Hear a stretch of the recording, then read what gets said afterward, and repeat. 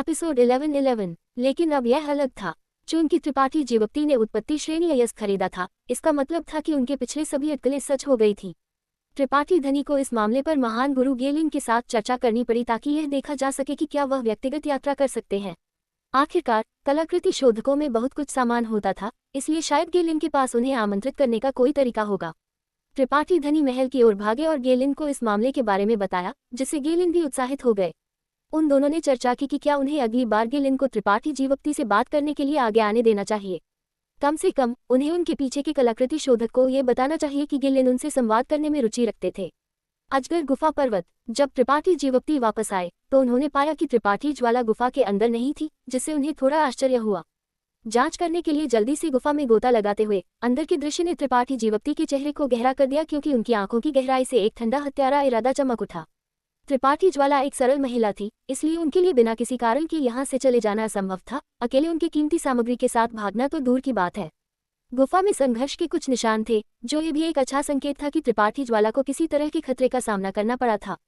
त्रिपाठी जीवक्ति क्रोधित थे, इस तथ्य का उल्लेख किए बिना कि उन्होंने अभी अभी सिंदूरी पूंछ वाले बैंगनी कवच बिच्छू की सामग्री त्रिपाठी ज्वाला को सौंपी थी। उन्होंने उनके लिए एक उत्पत्ति श्रेणी रक्षात्मक कलाकृति को परिष्कृत करने के लिए बहुत सारे अयस्क भी खरीदे थे। जहां तक त्रिपाठी ज्वाला की बात है, एक उत्पत्ति श्रेणी कलाकृति शोधक जो उनके लिए लगन से कलाकृतियां परिष्कृत कर रही थी, त्रिपाठी जीवक्ति उसे कोई दुर्घटना नहीं होने देंगे। ये किसने किया? आसपास का है कि परिवार। गुफा में लड़ाई के ज्यादा निशान नहीं बचे थे, इसलिए त्रिपाठी ज्वाला दुश्मन के साथ यहाँ उलझी नहीं होगी। हालांकि वह एक उत्पत्ति श्रेणी कलाकृति शोधक थी, पिछले कुछ दिनों में उनके अवलोकन के माध्यम से त्रिपाठी जीवक्ति ने पाया कि उनके पास ज्यादा लड़ाई की ताकत नहीं थी।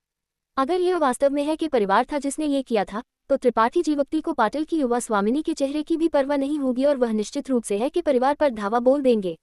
अपनी दिव्य चेतना जारी करते हुए त्रिपाठी जीवक्ति का राक्षसी क्रोध जल्द ही शांत हो गया, क्योंकि उन्होंने पाया कि स्थिति उतनी बुरी नहीं थी जितना उन्होंने सोचा था। त्रिपाठी ज्वाला इस समय सुरक्षित थी, लेकिन ऐसा लगता था कि उसका कोई पीछा कर रहा था और वह वर्तमान में पहाड़ श्रृंखला में भाग रही थी। वह वर्तमान में गुफा से कुछ दर्जन किलोमीटर दूर एक घाटी में थी। त्रिपाठी ज्वाला के स्थान को जानने के बाद त्रिपाठी जीवक्ति तुरंत गुफा से निकल गए और उस ओर भागे। उनकी संत शक्ति उछल रही थी, क्योंकि उनके चेहरे पर एक भयंकर नजर आ रहा था। एक पल बाद त्रिपाठी ज्वाला की चीखें त्रिपाठी जीवक्ति के कानों तक पहुंची, जिससे उनका दिल डूब गया। त्रिपाठी ज्वाला! त्रिपाठी जीवक्ति सीधे उस ओर उड़ गए और आधे रास्ते में उससे पुकारा। त्रिपाठी जीवक्ति की आवाज सुनकर त्रिपाठी ज्वाला, जो अभी भी भाग रही थी, ने अपनी सुंदर आंखें त्रिपाठी जीवक्ति की ओर घुमाई। वह जल्दी से भागी, अपने काले वस्त्रों को कसकर पकड़े हुए, और जल्दी से उस ओर भागी। उनके शरीर के चारों ओर एक अग्निमय लाल प्रभामंडल था जो अत्यंत गर्म था। ये स्पष्ट रूप से एक बहुत उच्च श्रेणी की रक्षात्मक कलाकृति थी। इस प्रभामंडल से बहने वाली ऊर्जा के उतार चढ़ाव से त्रिपाठी जीवक्ति ने अनुमान लगाया कि भले ही उन्होंने अपनी पूरी ताकत का उपयोग किया हो, वह जरूरी नहीं कि त्रिपाठी ज्वाला को चोट पहुंचा सके। त्रिपाठी ज्वाला की स्थिति भी काफी अच्छी थी। थोड़े घबराए हुए और कुछ परेशान दिखने के अलावा उनके शरीर पर कोई घाव नहीं थे, जिससे त्रिपाठी जीवक्ति को आराम मिला। वो त्रिपाठी जीवक्ति, मुझे बचाओ, कोई मुझे धमका रहा है। त्रिपाठी ज्वाला रोई, क्योंकि वह जल्दी से छिपने के लिए त्रिपाठी जीवक्ति के पीछे भागी। डरो मत, त्रिपाठी जीवक्ति ने उसे सांत्वना दी। उनकी आंखें ठंडी हो गई, क्योंकि उन्होंने आगे घूरना शुरू कर दिया। उस दिशा से कई आकृतियां तेजी से उड़ गईं। उनमें से एक ने गुस्से से चिल्लाया, ओछी औरत, तुम मुझे चोट पहुंचाने की हिम्मत करती हो? तुम मर गई। इससे पहले कि वह अपने शब्दों को पूरा कर पाता, एक विशाल तलवार की किरण दूसरी तरफ से उड़ गई। जहां भी तलवार की किरण गुजरी, जमीन पर दरारें दिखाई दी और पेड़ पौधों में कुचल दिए गए। ये तलवार की लहर ठंडे हत्यारे इरादे से भरी हुई थी, जाहिर तौर पर सिर्फ एक साधारण बाधा नहीं थी, बल्कि एक जो वास्तव में किसी का जीवन लेना चाहती थी। त्रिपाठी जीवक्ति ने ठंडी सांस ली और त्रिपाठी ज्वाला को किनारे पर खींच लिया, इस तलवार की लहर के हमले से बचते हुए। 5 आकृतियां उतरी और त्रिपाठी जीवक्ति और त्रिपाठी ज्वाला को घेर लिया। त्रिपाठी ज्वाला का कोमल शरीर कांप गया, क्योंकि उन्होंने कसकर त्रिपाठी जीवक्ति के कपड़े पकड़ लिए। उनके चेहरे पर भय का भाव भर गया। भले ही उनके कलाकृति शोधन कौशल महान थे, वह अभी भी अपनी 20वीं दशक की एक छोटी लड़की थी। उनके पास कोई लड़ाई का अनुभव नहीं था, नहीं उन्होंने कभी किसी खतरनाक लड़ाई का सामना किया था, इसलिए इस बार के अनुभव ने उन्हें वास्तव में डरा दिया था।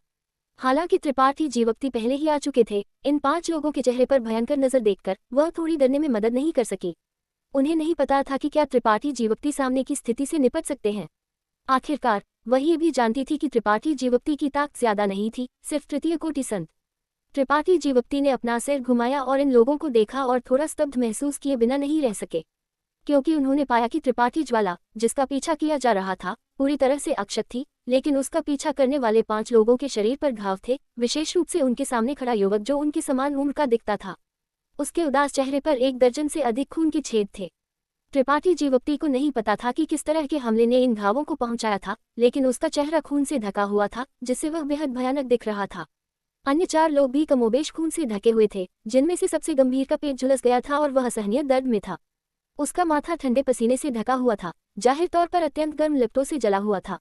क्या हुआ? त्रिपाठी जीवप्ती भ्रमित थे, अपना सिर घुमाकर त्रिपाठी ज्वाला को देखते हुए। त्रिपाठी ज्वाला का चेहरा अभी भी पीला था, उसके दांत किटकिटा रहे थे क्योंकि वह सूंघ रही थी। मुझे नहीं पता, मैं गुफा में आराम कर रही थी जब वे अंदर घुस आए।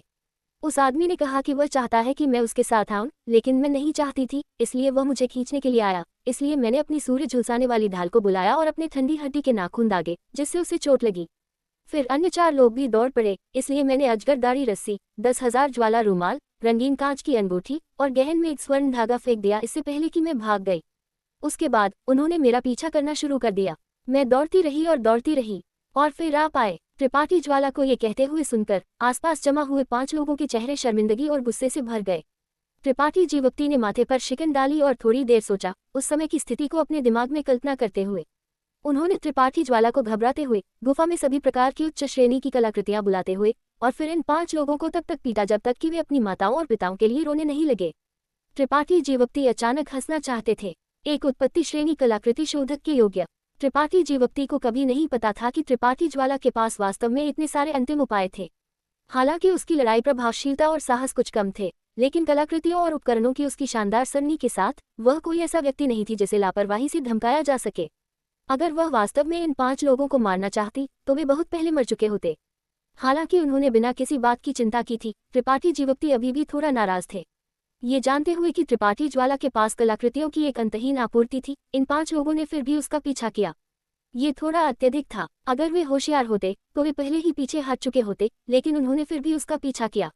या तो उन्होंने त्रिपाठी ज्वाला की सुंदरता पर नजर डाली थी, या उन्होंने त्रिपाठी ज्वाला की कलाकृतियों पर नजर डाली थी। बाद वाला अधिक संभावित था। ये सब देखते हुए त्रिपाठी जीवप्ती का भाव और भी ठंडा हो गया। अपने चेहरे पर खून के छेद वाला युवक त्रिपाठी जीवप्ती के अचानक प्रकट होने से थोड़ा डरा हुआ था, लेकिन यह महसूस करने के बाद कि वह सिर्फ एक तृतीय कोटि संत साधक था, वह तुरंत अभिमानी हो गया और चिल्लाया, छोटे बच्चे, तुम चाहे कोई भी हो, इस महिला के साथ तुम्हारा जो भी रिश्ता हो, इस मामले का तुमसे कोई लेना देना नहीं है। अगर तुम मरना नहीं चाहते हो तो जल्दी से चले जाओ, नहीं तो इस युवा स्वामी को तुम्हें मारने के लिए दोष मत देना।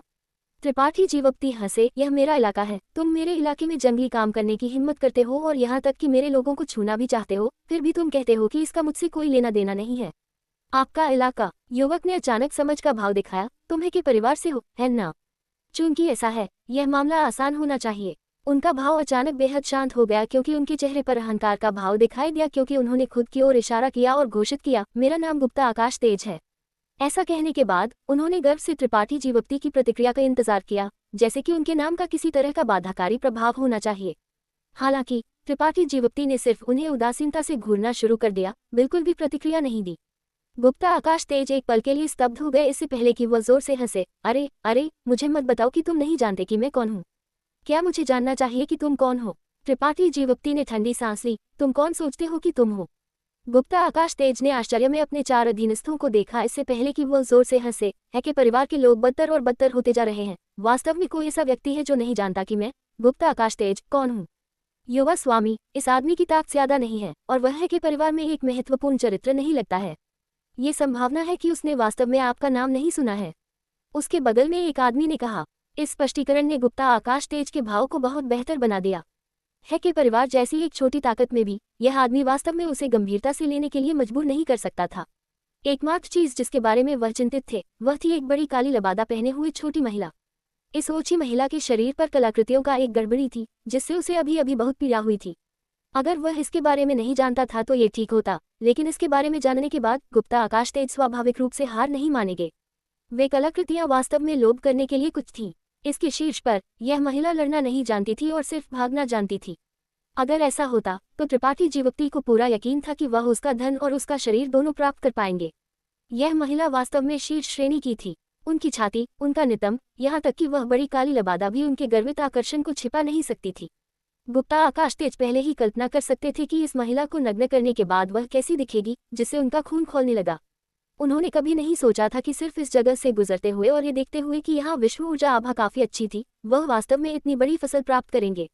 गुप्ता आकाश तेज की आंखें उसे घूरते हुए देखकर त्रिपाठी ज्वाला ने अचेतन रूप से त्रिपाठी जीवक्ति के कपड़े पकड़े और उनके पीछे छिप गई, फुसफुसाते हुए, त्रिपाठी जीवक्ति, उनके पास 4 संत राजा हैं, हमें भागना चाहिए। संत राजा अद्भुत हैं, संत राजाओं की संख्या जो मेरे हाथों मर चुके हैं, सिर्फ 1 या 2 नहीं है। त्रिपाठी जीवक्ति ने त्रिपाठी ज्वाला के कंधे पर थपथपाया। तुम सोचते हो कि तुम संत राजाओं को मार सकते हो? गुप्ता आकाश तेज ने एक मजाक सुना था और जोर से हंसे। तुम स्वर्ग और पृथ्वी की विशालता नहीं जानते। क्या है कि परिवार के लोग बिना सोचे समझे बोलते हैं। गुप्ता रक्षक, जाओ और उसे एक सबक सिखाओ, उसे बताओ कि संत राजा क्या है। जी युवा स्वामी। जिस साधक का नाम लिया गया था वह मुस्कुराया और कदम दर कदम आगे बढ़ा, चलते समय अपनी गर्दन को चटकाते हुए। छोटे बच्चे, मेरे परिवार के युवा स्वामी को भड़काना, तुम्हारा अंत बहुत दयनीय होगा। मुझे भड़काने से तुम्हारा अंत बेहतर नहीं होगा।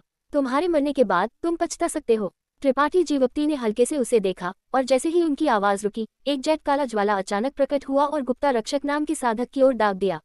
अब जबकि त्रिपाठी जीवक्ति ने गुप्ता रक्षक पर हमला किया है, क्या आप जानना चाहेंगे कि वह अंधेरे ज्वाला से कैसे निपटते हैं और गुप्ता आकाश तेज की प्रतिक्रिया क्या होती है?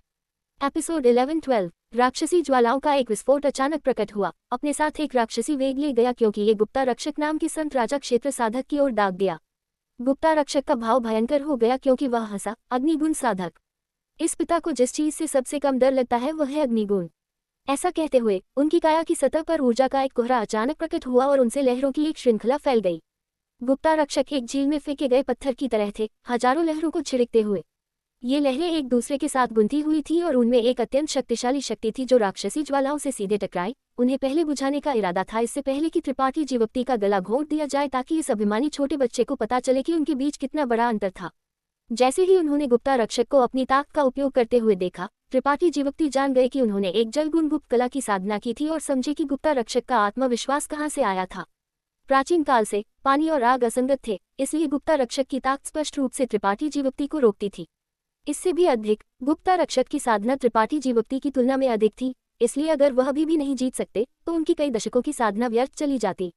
गुप्ता आकाश तेज और शेष संत राजा स्पष्ट रूप से गुप्ता रक्षक की पृष्ठभूमि और पृष्ठभूमि को जानते थे, इसलिए उन्होंने अपनी बाहों को पार किया और शो देखने के लिए किनारे पर खड़े हो गए। उनकी आंखें त्रिपाठी जीवक्ति की ओर उपहास और तिरस्कार से भरी हुई थी। उनकी राय में त्रिपाठी जीवक्ति बिना किसी संदेह के मर जाएंगे। उनके लिए गुप्ता रक्षक की जलगुण गुप्त कला से बच निकलना बिल्कुल असंभव था। शायद उन्हें मांस का एक अक्षत टुकड़ा भी नहीं मिल पाएगा। गुप्ता रक्षक तिरस्कार से मुस्कुराए और त्रिपाठी जीवक्ति ने भी ऐसा ही किया। उन दोनों की आंखें आत्मविश्वास से भरी हुई थी क्योंकि वे एक दूसरे को ऐसे घूर रहे थे जैसे वे एक मरे हुए आदमी को देख रहे हों, पूरी तरह से भावनाहीन। पानी जैसी लहरें फैल गईं, लेकिन शैतानी लिप्तों की गेंद में अत्यधिक गर्मी अचानक बदल गई, बेहद ठंडी हो गई। फैलने वाली लहरें हवा के बीच में पूरी तरह से जम गईं, जैसे कि वे पूरी तरह से स्थिर हो गई हों। गुप्ता रक्षक की मुस्कुराहट उनके चेहरे पर सख्त हो गई क्योंकि उन्होंने अपने सामने अजीब दृश्य को खाली देखा। कुछ हद तक ये समझने में असमर्थ थे कि उनकी ताकत इस ज्वाला की गेंद से क्यों बाधित हो गई थी। हालांकि यह ज्वाला की गेंद काली थी और थोड़ी अजीब लग रही थी, फिर भी ये केवल एक तृतीय कोटि संत साधक द्वारा प्रदर्शित की गई थी। उनकी शक्ति को फैलने से रोकने के लिए इसमें कितनी ऊर्जा थी। जब गुप्ता रक्षक अन्यमनस्क थे, एक नर्म आवाज आई और एक दृश्य जिसने गुप्ता रक्षक की आत्मा को उनके शरीर से बाहर निकाल दिया, वह प्रकट हुआ। जमी हुई पानी की लहरें सभी जल रही थीं और जलती हुई लपटें अतुलनीय रूप से भयंकर गति से उनकी ओर फैल रही थी।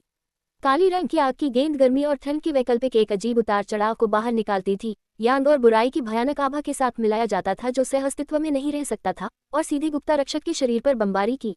जिस संत शक्ति का उन्होंने अपने शरीर की रक्षा के लिए उपयोग किया था, उसने बिल्कुल भी सुरक्षात्मक भूमिका नहीं निभाई।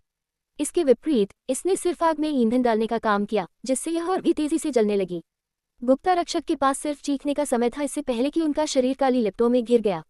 गुप्ता रक्षक हवा में उछल पड़े, अपने मार्शल कौशल का प्रदर्शन करते हुए और अपने शरीर पर लिप्टों को बुझाने के प्रयास में अपनी कलाकृतियों को एक एक करके बुलाते हुए, लेकिन ये सब व्यर्थ था। जलती हुई काली लिप्टें उनके जीवन का पीछा करते हुए भूति की तरह थी। उनके शरीर से चिपके हुए वे अधिक से अधिक भयंकर रूप से जल रहे थे। गुप्ता रक्षक ने दर्द में अपना मुंह खोला लेकिन एक भी आवाज नहीं निकाल सका, जैसे कि उनकी आवाज भी लिप्टों द्वारा निगल ली जा रही थी। 10 सांसों से भी कम समय में गुप्ता रक्षक एक जलती हुई आग की गेंद की तरह आकाश से गिरे, जमीन में टूट गए और टूट गए। एक जली हुई बदबू अचानक हवा में भर गई, जिससे हर कोई जिसने इसे सूंघा वह उल्टी करने जैसा महसूस करने लगा। गुप्ता, आकाश, तेज और शेष तीन संत राजा क्षेत्र साधकों ने कभी उम्मीद नहीं की थी कि त्रिपाठी जीवप्ती इतने निर्दयी होंगे। सिर्फ एक तृतीय कोटि संत साधना के साथ उन्होंने अपने हाथ की सिर्फ एक लहर से एक प्रथम कोटि संत राजा साधक को मार डाला था। वे किस तरह की लपटी थी। गुप्ता रक्षक बिल्कुल भी लड़ नहीं पाए थे। यह अब तक नहीं था कि सभी को एहसास हुआ कि त्रिपाठी जीवप्ती ने अभी अभी जो कहा था वह डींग मारना नहीं था।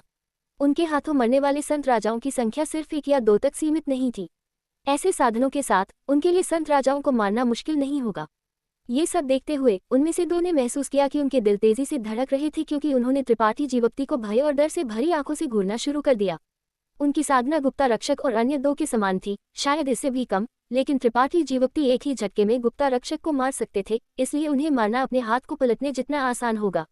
जीवन और मृत्यु के बीच वे दोनों कांप उठे, एक समय के लिए आगे बढ़ने या पीछे हटने में असमर्थ, मदद के लिए अपने समूह के सबसे मजबूत व्यक्ति की ओर अपनी आंखें घुमाते हुए। ये एक गंजा मध्यम आयु वर्ग का व्यक्ति था जिसकी साधना गुप्ता रक्षक और अन्य 2 की तुलना में अधिक थी, लेकिन वह अभी भी सिर्फ एक द्वितीय कोटि संत राजा था। राक्षसी ज्वालाओं की भयानक ताक को देखने के बाद इस आदमी को पता था कि वह अब यहाँ नहीं रह सकता, क्योंकि उनके पास इस तरह के जलने का विरोध करने का कोई तरीका नहीं था। काली लपटी दुनिया में सब कुछ भस्म करने में सक्षम थी। जो किसी को भी उन्हें देखता था उसे अकल्पनीय निराशा लाती थी। तुम सब क्या घूर रहे हो? उसने गुप्ता रक्षक को मार डाला। आक्रमण करो, इस कमीने को 10,000 टुकड़ों में फाड़ दो। मैं चाहता हूं कि वह भयानक मौत मरे। गुप्ता, आकाश, तेज, सबसे कम साधना वाला, ने अपने पैर पटके और श्राप दिया। हालांकि गुप्ता आकाश तेज गुप्ता परिवार के युवा स्वामी थे, उनकी योग्यता वास्तव में भद्दी थी। गुप्ता परिवार ने वर्षों से उनके शरीर को तापमान में मदद करने के लिए अनगिनत कीमती खजानों का उपयोग किया था, लेकिन अब तक भी वह सिर्फ एक तृतीय कोटि संत थे। मार्शल मार्ग पर योग्यता के बिना गुप्ता आकाश तेज ने खुद को सुधारने की कोशिश नहीं की और इसके बजाय अपना सारा समय विलासिता में बिताया। गुप्ता परिवार की प्रतिष्ठा पर भरोसा करते हुए आसपास कोई भी उन्हें भड़काने की हिम्मत नहीं करता था। इससे भी अधिक उनके साथ हमेशा 4 संत राजा क्षेत्र अंगरक्षक होते थे, इसलिए छाया चंद्रमा भवन जैसी एक महान शक्ति के अलावा किसी ने भी उनके बारे में कोई विचार करने की हिम्मत नहीं की। आज उनके अंगरक्षकों में से एक अचानक बिना किसी स्पष्ट कारण के मर गया था। गुप्ता आकाश तेज ने ये नहीं देखा था कि त्रिपाठी जीवप्ती कितने शक्तिशाली थे और सिर्फ जानते थे कि उनके चेहरे को नुकसान पहुंचाया गया था, इसलिए वह तुरंत बदला लेना चाहते थे। उन्हें इस तरह चिल्लाते हुए सुनकर तीनों संत राजा क्षेत्र स्वामियों ने मुश्किल से उन्हें घूरना शुरू कर दिया। इस क्षण में उन सभी ने उम्मीद की कि उनका व्यर्थ युवा स्वामी अपना बदबूदार मुंह बंद कर देगा। क्या ये बेवकूफ नहीं देख सकता था कि वे तीनों एक नदी को पार करते हुए मिट्टी के बुद्ध थे और खुद को बचाने के लिए शक्तिहीन थे? गंजा मध्यम आयु वर्ग का आदमी अचानक अन्य 2 की ओर मुड़ा और चिल्लाया, आपको पता होना चाहिए कि अगर युवा स्वामी को कुछ होता है तो आपके साथ क्या होगा। जब 2 संत राजाओं ने ये सुना तो उन्होंने तुरंत त्रिपाठी जीवप्ती की ओर देखने के लिए मुड़े और बिना एक शब्द कहे अपने रक्षात्मक कलाकृतियों को बुलाया, इससे पहले कि वे त्रिपाठी जीवप्ती की ओर झपटे। उनमें से एक ने अपना हाथ उठाया और एक चांदी की रोशनी ने आसपास के स्थान को भर दिया। ये चांदी की रोशनी हत्यारे इरादे से भरी हुई थी और जल्दी से त्रिपाठी जीवप्ती के चारों ओर लिपटी हुई थी। दूसरा आदमी चुपचाप त्रिपाठी जीवप्ती के पीछे दिखाई दिया और अपने शरीर से एक विशाल बाघ प्रेत को बुलाया, त्रिपाठी जीवप्ती की गर्दन की ओर काटते हुए। साथ ही उन्होंने अपना हाथ बढ़ाया और त्रिपाठी ज्वाला की ओर पकड़ने के लिए दौड़े, जो त्रिपाठी जीवप्ती के पीछे छिपी हुई थी। जब तक वह इस महिला को पकड़ लेता, वह त्रिपाठी जीवप्ती को समझौता करने के लिए मजबूर करने के लिए उसे एक सौदा के रूप में उपयोग कर सकता था। हालांकि यह महिला शक्तिशाली कलाकृतियों से ढकी हुई थी, वह लड़ना नहीं जानती थी, इसलिए उसे पकड़ना मुश्किल नहीं होना चाहिए। 2 संत राजा, एक आगे और एक पीछे, बारीकी से सहयोग किया। जाहिर है ये पहली बार नहीं था जब उन्होंने एक साथ काम किया था, इसलिए वे एक दूसरे की ताकत और आंदोलनों से काफी परिचित थे। त्रिपाठी जीवप्ती एक जगह पर स्थिर खड़े रहे।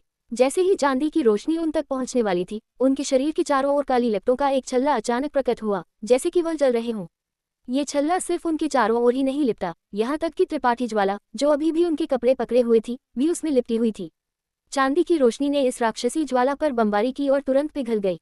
वह साधक जो त्रिपाठी जीवप्ती के सामने दौड़ा था, पीला पड़ गया, यह महसूस करते हुए कि उसने इस युवक की क्षमता को कम करके आंका था और जल्दी से पीछे हट गया।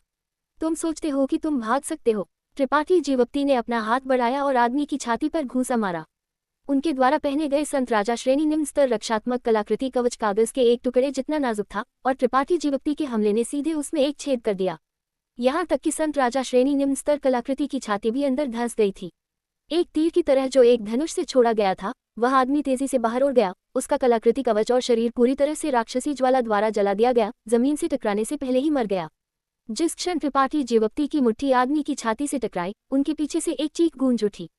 वह साधक जो त्रिपाठी ज्वाला को सौदा के रूप में पकड़ना चाहता था, उसने अभी अभी अपना हाथ त्रिपाठी ज्वाला के कंधे पर रखा था जब वह त्रिपाठी जीवक्ति की राक्षसी ज्वाला से जल गया। उन्होंने जल्दी से अपना हाथ वापस खींच लिया, लेकिन शैतानी ज्वाला बेहद तेज गति से उनकी बांह तक फैल गई। ये व्यक्ति भी निर्णायक था। उसने एक लंबी तलवार निकाली और सीधे अपनी बांह काट दी।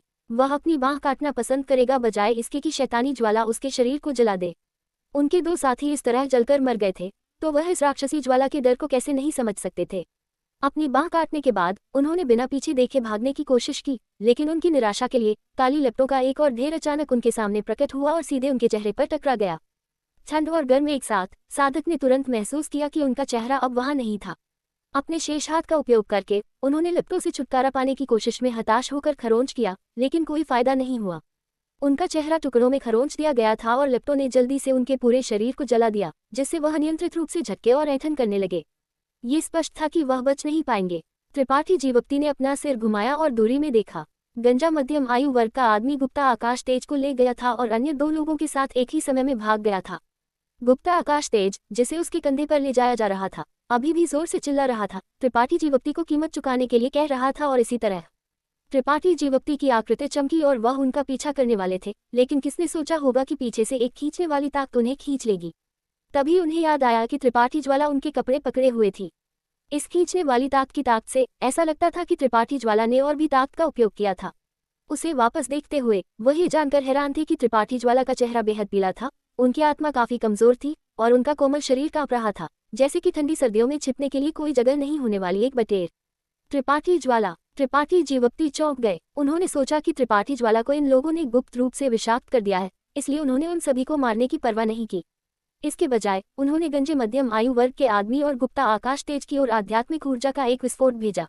गुप्ता आकाश तेज की कमर से एक हल्की नीली रोशनी निकली, जिससे त्रिपाठी जीवक्ति के आध्यात्मिक ऊर्जा हमले से कुछ नुकसान हुआ। फिर भी गुप्ता आकाश तेज बिना एक शब्द कहे बेहोश हो गए। गंजे मध्यम आयु वर्ग के आदमी ने खून का एक घूंट खांसा, जैसे कि उनका सिर हजारों सुइयों से छिद्रित हो गया हो। उनके ज्ञान सागर में कपकपी हुई और उनकी आत्मा लगभग नष्ट हो गई थी। ये कैसे संभव है? गंजा मध्यम आयु वर्ग का आदमी भयभीत था। उन्हें उम्मीद नहीं थी कि त्रिपाठी जीवक्ति की संत शक्ति न केवल इतनी शक्तिशाली थी, बल्कि उनकी आध्यात्मिक ऊर्जा भी इतनी भयानक थी। वह त्रिपाठी जीवक्ति से दो छोटे क्षेत्रों में उच्च थे, लेकिन फिर भी उन्हें लगभग मार दिया गया था। अगर गुप्ता आकाश तेज की आत्मा प्रकार की कलाकृति नहीं होती, तो वे दोनों पहले ही मर चुके होते। अब और देरी करने की हिम्मत न करते हुए वह जल्दी से गुप्ता आकाश तेज के साथ इतनी तेजी से भाग गए जितनी तेजी से वह भाग सकते थे। अब जब त्रिपाठी जीवक्ति ने दुश्मन को पीछे हटा दिया है, तो क्या आप जानना चाहेंगे कि वह त्रिपाठी ज्वाला की अचानक कमजोरी का निदान कैसे करते हैं और गुप्ता परिवार के साथ मामले का क्या होता है? मार्शल शिखर, एपिसोड 11-13। त्रिपाठी ज्वाला। त्रिपाठी जीवक्ति ने घबराते हुए त्रिपाठी ज्वाला का सहारा लिया, क्योंकि उन्होंने अपनी दिव्य चेतना से उसे झाड़ा। थोड़ी देर बाद वह शांत हो गए और पाया कि चीजें वैसी नहीं थी जैसा उन्होंने सोचा था। त्रिपाठी ज्वाला को किसी भी तरह के जघन्य हमले का सामना नहीं करना पड़ा था और उनके शरीर पर चोटों के कोई निशान नहीं थे, लेकिन ऐसा लगता था कि उन्हें एक बड़ा सदमा लगा था, जिससे उनकी वर्तमान मानसिक स्थिति कुछ अस्थिर हो गई थी।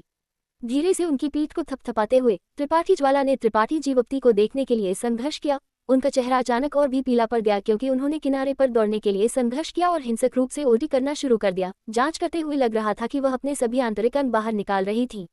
त्रिपाठी जीवक्ति ने एक अजीब अभिव्यक्ति के साथ उन्हें घूरना शुरू कर दिया। बहुत देर बाद त्रिपाठी ज्वाला ने फुसफुसाते हुए कहा, त्रिपाठी जीवक्ति, मुझे थोड़ा चक्कर आ रहा है। जैसे ही उन्होंने बोलना समाप्त किया, वह सीधे जमीन पर गिर गईं। क्या? त्रिपाठी जीवक्ति को पता नहीं था कि हंसना है या रोना है और जल्दी से उनका सहारा लेने के लिए आगे बढ़े, सिर्फ ये जानने के लिए कि वह वास्तव में बेहोश हो गई थी। उनका छोटा चेहरा अभी भी पीला और रक्तहीन था, उनका कोमल शरीर ठंडा था। त्रिपाठी जीवक्ति ने आह भरी। अपना सिर हिलाते हुए उन्होंने त्रिपाठी ज्वाला को उठाया और गुफा की ओर चले गए। गुफा का आंतरिक भाग ज्यादा क्षतिग्रस्त नहीं हुआ था। आखिरकार यहाँ लड़ाई बहुत छोटी थी और 7 रंग के आत्मा एकत्रित करने वाले झंडे जिन्हें त्रिपाठी जीवक्ति ने व्यवस्थित किया था, उन्हें दूर नहीं ले जाया गया था। पत्थर के कमरे में लौटकर त्रिपाठी जीवक्ति ने त्रिपाठी ज्वाला को बिस्तर पर रखा और उन्हें रजाई से ढक दिया, उनके बेहोश चेहरे को कुछ दया और मनोरंजन के साथ देखते हुए। त्रिपाठी जीवक्ति ने मूल रूप से उस गुप्ता आकाश तेज को मारने की योजना बनाई थी, लेकिन अब जब त्रिपाठी ज्वाला ऐसी स्थिति में थी तो उनके लिए जाना सुविधाजनक नहीं था, इसलिए वह सिर्फ खड़े होकर देख सकते थे। त्रिपाठी जीवक्ति छायादार तारा पर ज्यादा समय तक नहीं रहे थे और उन्होंने हमेशा परेशानी न पैदा करने की मानसिकता रखी थी, लेकिन अब जब उन्होंने बिना किसी कारण के कुछ परेशानी को आकर्षित किया था, तो वह स्वाभाविक रूप से जीवित वापस जाने के लिए तैयार नहीं थे। लेकिन अगर गुप्ता आकाश तेज वापस चला गया और कुछ सहायक मिल गए तो त्रिपाठी जीवप्ती डरे नहीं थे। पाटिल की युवा स्वामिनी के अनुसार छायादार तारा पर कोई उत्पत्ति राजा क्षेत्र स्वामी नहीं थे और उनके है कि परिवार में सबसे मजबूत स्वामी सिर्फ एक तृतीय कोटि संत राजा था। वह गुप्ता आकाश तेज स्पष्ट रूप से एक महान शक्ति से नहीं था, इसलिए ये संभावना नहीं थी कि वह एक सभ्य स्वामी खोजने में सक्षम होगा। त्रिपाठी ज्वाला कई दिनों तक सोई। कोई नहीं जानता था कि वह किस तरह के दुष्स्वप्न देख रही थी। समय समय पर वह चीखती और बहुत डरी हुई दिखती थी। हर बार उन्हें शांत करने के लिए त्रिपाठी जीवप्ती की जरूरत होती थी। 3 दिन बाद त्रिपाठी ज्वाला धीरे धीरे जाग गई। त्रिपाठी जीवप्ती बिस्तर के पास बैठे थे और उन्हें देख रहे थे। त्रिपाठी जीवप्ती को थोड़ी देर घूरने के बाद त्रिपाठी ज्वाला शर्म से अपना सिर घुमा लिया और शर्मा गई। पहले कुछ खाओ। त्रिपाठी जीवप्ती ने लापरवाही से एक पैकेज फेंक दिया। ऐसा लगता था कि त्रिपाठी ज्वाला ने फल की सुगंध सूंघी और ऐसा लगता था कि उन्हें वास्तव में अपनी ताकत को फिर से भरने की जरूरत थी। वह तुरंत उठी और पैकेज खोला। जब उन्होंने अंदर कुछ पीले फल देखे तो वह खुशी से चमक उठी और उन्हें खाने लगी। उनका पीला चेहरा धीरे धीरे गुलाबी हो गया। उनके रंग में सुधार देखकर त्रिपाठी जीवप्ती ने जिज्ञासा से पूछा, क्या आपने पहले कभी मरे हुए व्यक्ति को नहीं देखा है? जिस कारण से त्रिपाठी ज्वाला कोमा में गिर गई वह इसलिए नहीं था कि वह घायल थी, बल्कि इसलिए था क्योंकि वह डर गई थी। वह उन लोगों की दुखद मौतों से डर गई थी जो उनके सामने मर गए थे। त्रिपाठी जीवप्ती लंबे समय से जानते थे कि वह डरपोक थी, लेकिन उन्हें उम्मीद नहीं थी कि वह इस हद तक डरपोक होंगी। सिर्फ इसलिए कि कुछ असंगत लोग मर गए थे, वह 3 दिनों के लिए कोमा में गिर गई थी। अगर उन्होंने ऐसा खूनी युद्धक्षेत्र देखा होता तो वह अभी भी कैसे जीवित रह सकती थी? हालांकि त्रिपाठी जीवप्ती ये भी जानते थे कि हर किसी का एक पहला समय होता है। हालांकि लोगों को मारने का उनका पहला समय त्रिपाठी ज्वाला जितना बुरा नहीं था, लेकिन उनके मूड में भी बहुत उतार चढ़ाव आया था। ये सिर्फ इतना था कि उनकी सहनशक्ति त्रिपाठी ज्वाला की तुलना में बहुत मजबूत थी और उनकी मनोवैज्ञानिक ताकत भी कुछ ऐसी नहीं थी जिसकी वह तुलना कर सके। त्रिपाठी जीवप्ती के सवाल के कारण त्रिपाठी ज्वाला, जो चाव से खा रही थी, ने तुरंत अपने हाथ में फल रख दिया और अपना मुंह ढक लिया। क्या तुम गंभीर हो? त्रिपाठी जीवप्ती आश्चर्यचकित थे, ये सोचते हुए कि 3 दिन हो गए थे और अभी भी परिणाम थे। इस अराजक दुनिया में ये लड़की कैसे बच गई? उनके साहस और क्षमता के साथ त्रिपाठी जीवप्ती को लगा कि यह एक चमत्कार है कि वह सुरक्षित रूप से बड़ी हो सकती थी। त्रिपाठी ज्वाला का चेहरा कड़वा था और वह नहीं बोली। उन्होंने सिर्फ त्रिपाठी जीवप्ती को हिलाया और गहरी सांसें ली। थोड़ी देर बाद वह धीरे धीरे शांत हो गई। मैंने पहले मरे हुए लोगों को देखा है, लेकिन मैंने कभी भी मरने का इतना घिनौना तरीका नहीं देखा है। त्रिपाठी ज्वाला ने कुछ बचे हुए डर के साथ त्रिपाठी जीवप्ती को देखा। वे लोग जिंदा जला दिए गए थे और उनके लिए सबसे असहनीय चीज वह जली हुई बदबू थी जो उनके नथुनों में दौड़ गई थी। उन्होंने कभी नहीं सोचा था कि भुने हुए मानव मांस की गंध ऐसी होगी। अगली बार जब मैं किसी को मारूं तो तुम्हें अपनी आंखें बंद कर लेनी चाहिए। त्रिपाठी जीवप्ती ने आह भरी। क्या कोई अगली बार होगा? त्रिपाठी ज्वाला का चेहरा कड़वा था। शायद। त्रिपाठी जीवप्ती ने सिर हिलाया। चलो इस बारे में बात नहीं करते हैं, तुम खाते रहो। जी। त्रिपाठी ज्वाला ने सिर हिलाया और फिर से खाने के लिए फल पकड़ा। थोड़ी देर खाने के बाद उन्होंने जिज्ञासा से पूछा, आपने इसे कहाँ से प्राप्त किया? ऐसा लगता है कि यह किसी के मन को साफ करने और किसी की ताकत को बहाल करने में सक्षम है। किसी ने मुझे ये दिया। त्रिपाठी जीवप्ती ने ये नहीं बताया कि वह कौन था। हालांकि ये फल दुर्लभ थे, लेकिन वे बहुत कीमती नहीं थे, अन्यथा त्रिपाठी धनी इतने उदार नहीं होते। वैसे क्या आपने अयस्क खरीदे? त्रिपाठी ज्वाला ने फिर से पूछा। मैंने उन्हें खरीदा, लेकिन आपको कुछ दिनों तक आराम करना चाहिए। जब आप ठीक हो जाती हैं तो आप फिर से शोधन शुरू कर सकती हैं। त्रिपाठी जीवप्ती को वास्तव में उन पर ऐसे राज्य में उत्पत्ति श्रेणी कलाकृतियों को परिष्कृत करने में मदद करने के लिए भरोसा नहीं था। कलाकृति शोधन और रसायन विद्या दोनों को मन की एक अत्यंत स्थिर स्थिति की आवश्यकता होती है। एक बार जब बाहरी हस्तक्षेप होता है तो यह अपरिवर्तनीय क्षति का कारण बन सकता है। अच्छा। त्रिपाठी ज्वाला ने कुछ और दिनों तक आराम किया, इससे पहले कि उन्होंने त्रिपाठी जीवप्ती से बड़ी संख्या में कीमती अयस्क लिए और कलाकृति शोधन एकांतवास में प्रवेश किया। ऐसा लगता था कि वह सब कुछ भूल गई थी जो पहले हुआ था। इस महिला का मन अपेक्षाकृत सरल था। हालांकि वह एक चूहे जितनी डरपोक थी, ऐसे व्यक्ति का जीवन थकाने वाला नहीं था क्योंकि वह ज्यादा नहीं सोचती थी और आसानी से संतुष्ट हो जाती थी। उनका पत्थर का कमरा और 7 रंग के आत्मा एकत्रित करने वाले झंडे त्रिपाठी ज्वाला द्वारा कब्जा कर लिए गए थे। त्रिपाठी जीवप्ती गुफा से बाहर निकल गए और पालथी मारकर बैठने के लिए एक शांत जगह मिली। अपने चारों ओर बादलों और कोहरे को देखते हुए वह इस जगह में बदलावों से बहुत संतुष्ट थे। इस पर्वत में आत्मा सरणी को व्यवस्थित किए हुए कई महीने हो गए थे और विश्व ऊर्जा का एकत्रीकरण प्रभावी होना शुरू हो गया था। पर्वत शिखर के ऊपर तैरता हुआ कोहरा घना और घना होता जा रहा था, जो दर्शाता है कि यहाँ विश्व ऊर्जा धीरे धीरे मजबूत होती जा रही थी। त्रिपाठी जीवप्ती खुद गुफा में नहीं थे, लेकिन उनकी दिव्य चेतना लगातार इसकी निगरानी कर रही थी, इस डर से कि त्रिपाठी ज्वाला को कोई दुर्घटना होगी या ये कि गुप्ता आकाश तेज त्रिपाठी ज्वाला पर बदला लेने के लिए किसी को ढूंढ लेगा और उनके कलाकृति शोधन को परेशान करेगा। त्रिपाठी ज्वाला अब उस उत्पत्ति श्रेणी रक्षात्मक कलाकृति को परिष्कृत कर रही थी जिसका अनुरोध त्रिपाठी जीवप्ती ने किया था। ऐसे महत्वपूर्ण क्षण में त्रिपाठी जीवप्ती किसी भी दुर्घटना की अनुमति नहीं देंगे। समय दिन ब दिन बीतता गया और सब कुछ शांतिपूर्ण था। एक दिन त्रिपाठी जीवप्ती ध्यान कर रहे थे जब उनके मन में अचानक एक आवाज आई, मैं ठीक हो गया हूँ। इस आवाज को सुनकर त्रिपाठी जीवप्ती अत्यधिक खुश थे और तुरंत महसूस किया कि दिव्य वृक्ष जाग गया था। पिछली बार वर्षापात तारा पर हिमचांद के शरीर से गहन इन सूरजमुखी जल को बाहर निकालने के लिए त्रिपाठी जीवप्ती ने दिव्य वृक्ष की शक्ति का उपयोग किया था, जिससे ये बहुत अधिक ऊर्जा का उपभोग करता था और एक गहरी नींद में गिर गया था। अब कई साल बाद दिव्य वृक्ष आखिरकार जाग गया था। तुम कैसा महसूस करते हो? त्रिपाठी जीवप्ती ने तुरंत एक संदेश भेजा। बुरा नहीं, बस इतना है कि तुम ज्यादा नहीं बदले हो। क्या मैं सिर्फ थोड़े समय के लिए सोया था? दिव्य वृक्ष उलझन में था। जब त्रिपाठी जीवप्ती ने अपनी शक्ति उधार ली थी तो वह एक तृतीय कोटि संत थे और अब भी वह एक तृतीय कोटि संत थे। उनकी साधना में ज्यादा सुधार नहीं हुआ था, जो त्रिपाठी जीवप्ती की योग्यता के अनुरूप नहीं था। ये कई साल हो गए हैं, मुझे ठीक से नहीं पता कि कितने समय तक। तो तुमने कैसे? एक दुर्घटना हुई। त्रिपाठी जीवप्ती हंसे और दिव्य वृक्ष को बताया कि शरीर तपाने वाले दिव्य तालाब में क्या हुआ था। त्रिपाठी जीवप्ती ने इस यान गुण दिव्य वृक्ष से कुछ भी नहीं छिपाया जिसकी अपनी चेतना थी। उनकी चेतना कुछ ऐसी थी जिसे उन्होंने उत्तेजित किया था, इसलिए इसमें उन पर बहुत अधिक निर्भरता थी। हालांकि यह एक पेड़ था, ये त्रिपाठी जीवप्ती के लिए एक साथी जैसा था। त्रिपाठी जीवप्ती ने हमेशा उस वादे को याद रखा था जो उन्होंने उनसे किया था, जो उनके लिए जड़ लेने और स्वस्थ होने के लिए एक उपयुक्त जगह खोजना था। हालांकि इतने सालों तक वह लगातार इधर उधर भाग रहे थे और उनके पास बसने के लिए ज्यादा समय नहीं था। हालांकि उन्होंने कई जगहों का दौरा किया था, लेकिन उन्हें कभी भी एक उपयुक्त जगह नहीं मिली थी और दिव्य वृक्ष ने कभी भी उन्हें उत्साहित नहीं किया था, जिससे त्रिपाठी जीवप्ती शर्म से लाल हो गए थे। ओह, तुम्हारा मतलब है कि हालांकि तुम्हारा क्षेत्र ज्यादा नहीं बदला है, तुम्हें एक रहस्यमय सुनहरा रक्त प्राप्त हुआ है। दिव्य वृक्ष उनके सुनहरे रक्त में बहुत रुचि रखता था। क्या तुम कोशिश करना चाहते हो? अच्छा। त्रिपाठी जीवप्ती ने तुरंत सुनहरे रक्त की एक बूंद निचोड़ ली और उसे राक्षस रहस्यमय पुस्तक में गिरा दिया, जहां इसे दिव्य वृक्ष ने अवशोषित कर लिया। एक पल बाद त्रिपाठी जीवप्ती की अभिव्यक्ति आश्चर्य की थी। हालांकि त्रिपाठी जीवप्ती को नहीं पता था कि सुनहरे रक्त की उनकी बूंद को अवशोषित करने के बाद दिव्य वृक्ष के साथ क्या हुआ था। उनके और दिव्य वृक्ष के बीच एक घनिष्ठ संबंध था, जो पहले से भी अधिक मजबूत था, जिससे उन्हें पहले की तुलना में एक दूसरे के साथ बहुत आसानी से संवाद करने की अनुमति मिली। त्रिपाठी जीवप्ती इसमें लीन हो गए और दिव्य वृक्ष की खुशी और उत्साह को भी महसूस कर सकते थे।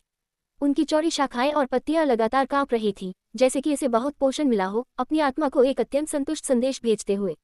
बहुत देर बाद दिव्य वृक्ष ने राहत की एक लंबी आह भरी और उत्साह से कहा, तुम्हारे सुनहरे रक्त में निहित जीवन शक्ति बहुत अधिक है और ऐसा लगता है कि आंतरल के पिछले प्रतिबंध के बिना ये सुनहरा रक्त किसी भी गुण विश्वात्मा खजाना द्वारा अवशोषित किया जा सकता है, उनकी जीवन शक्ति को बढ़ाता है और उनके विकास चक्र को बहुत कम करता है।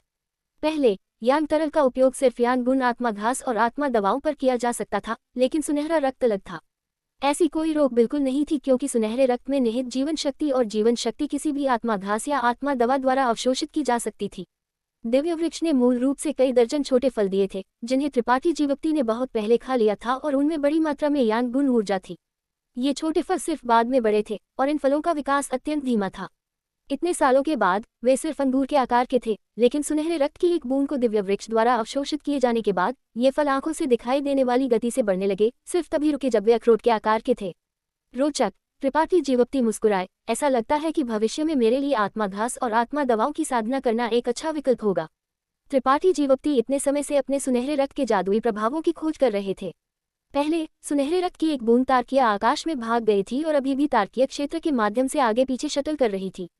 त्रिपाठी जीवप्ती लगातार अपने सुनहरे रक्त के चारों ओर की स्थिति की जांच करने के लिए अपनी दिव्य चेतना का उपयोग कर सकते थे, और अब जब उन्होंने पाया था कि उनका सुनहरा रक्त आत्मा घास और आत्मा दवाओं के विकास के लिए बहुत मददगार था, तो यह एक सुखद आश्चर्य था।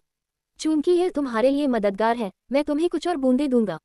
त्रिपाठी जीवप्ती ने कहा, कंजूस न होते हुए सुनहरे रक्त की कुछ और बूंदें निचोड़ ली और उन्हें राक्षस रहस्यमय पुस्तक में भेज दिया। दिव्य वृक्ष के पास उन्हें रोकने का समय नहीं था। हालांकि यह एक विश्व आत्मा खजाना था, लेकिन इसकी पहले से ही अपनी समझ थी और जानता था कि सुनहरे रक्त की ऐसी बूंद प्राप्त करना आसान नहीं था। लेकिन चूंकि त्रिपाठी जीवप्ती ने पहले ही एक बूंद निचोड़ ली थी, वह स्वाभाविक रूप से इसे बर्बाद नहीं कर सकता था और बस उन सभी को अवशोषित कर लिया। अब जब दिव्य वृक्ष त्रिपाठी जीवप्ती के सुनहरे रक्त को अवशोषित करने के बाद ठीक हो गया है, तो क्या आप जानना चाहेंगे कि त्रिपाठी जीवप्ती गुप्ता परिवार के साथ बदले में कैसे निपटते हैं और त्रिपाठी ज्वाला कलाकृति शोधन के साथ कितनी प्रगति करती हैं? एपिसोड 11-14 सुनहरे रक्त की 4 बूंदें। अगर त्रिपाठी जीवक्ति साधना पर निर्भर होकर साधना करते तो उन्हें अपनी संचित संत शक्ति से इन 4 बूंदों को संघटित करने से पहले 12 महीने, जो कि एक पूरा साल था, तक ध्यान करना पड़ता। दिव्य वृक्ष ने उन सभी को सिर्फ एक पल में अवशोषित कर लिया। जैसे ही त्रिपाठी जीवक्ति स्थिति के बारे में पूछने वाले थे, दिव्य वृक्ष ने उन्हें एक संदेश भेजा, ओम, मैं फिर से सोने जा रहा हूँ, तुम्हारा क्या मतलब है? त्रिपाठी जीवक्ति चौंक गए, ये सोचते हुए कि क्या सुनहरे रक्त में निहित जीवन शक्ति इतनी मजबूत थी कि दिव्य वृक्ष भी इसे सहन नहीं कर सकता था।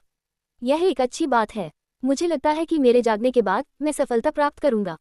तुम्हें इसकी चिंता करने की जरूरत नहीं है। अगर तुम्हारे पास समय है तो उन 2 काले पत्थरों को देखो, वे थोड़े अजीब लगते हैं, दिव्य वृक्ष ने गहरी नींद में जाने से पहले कहा।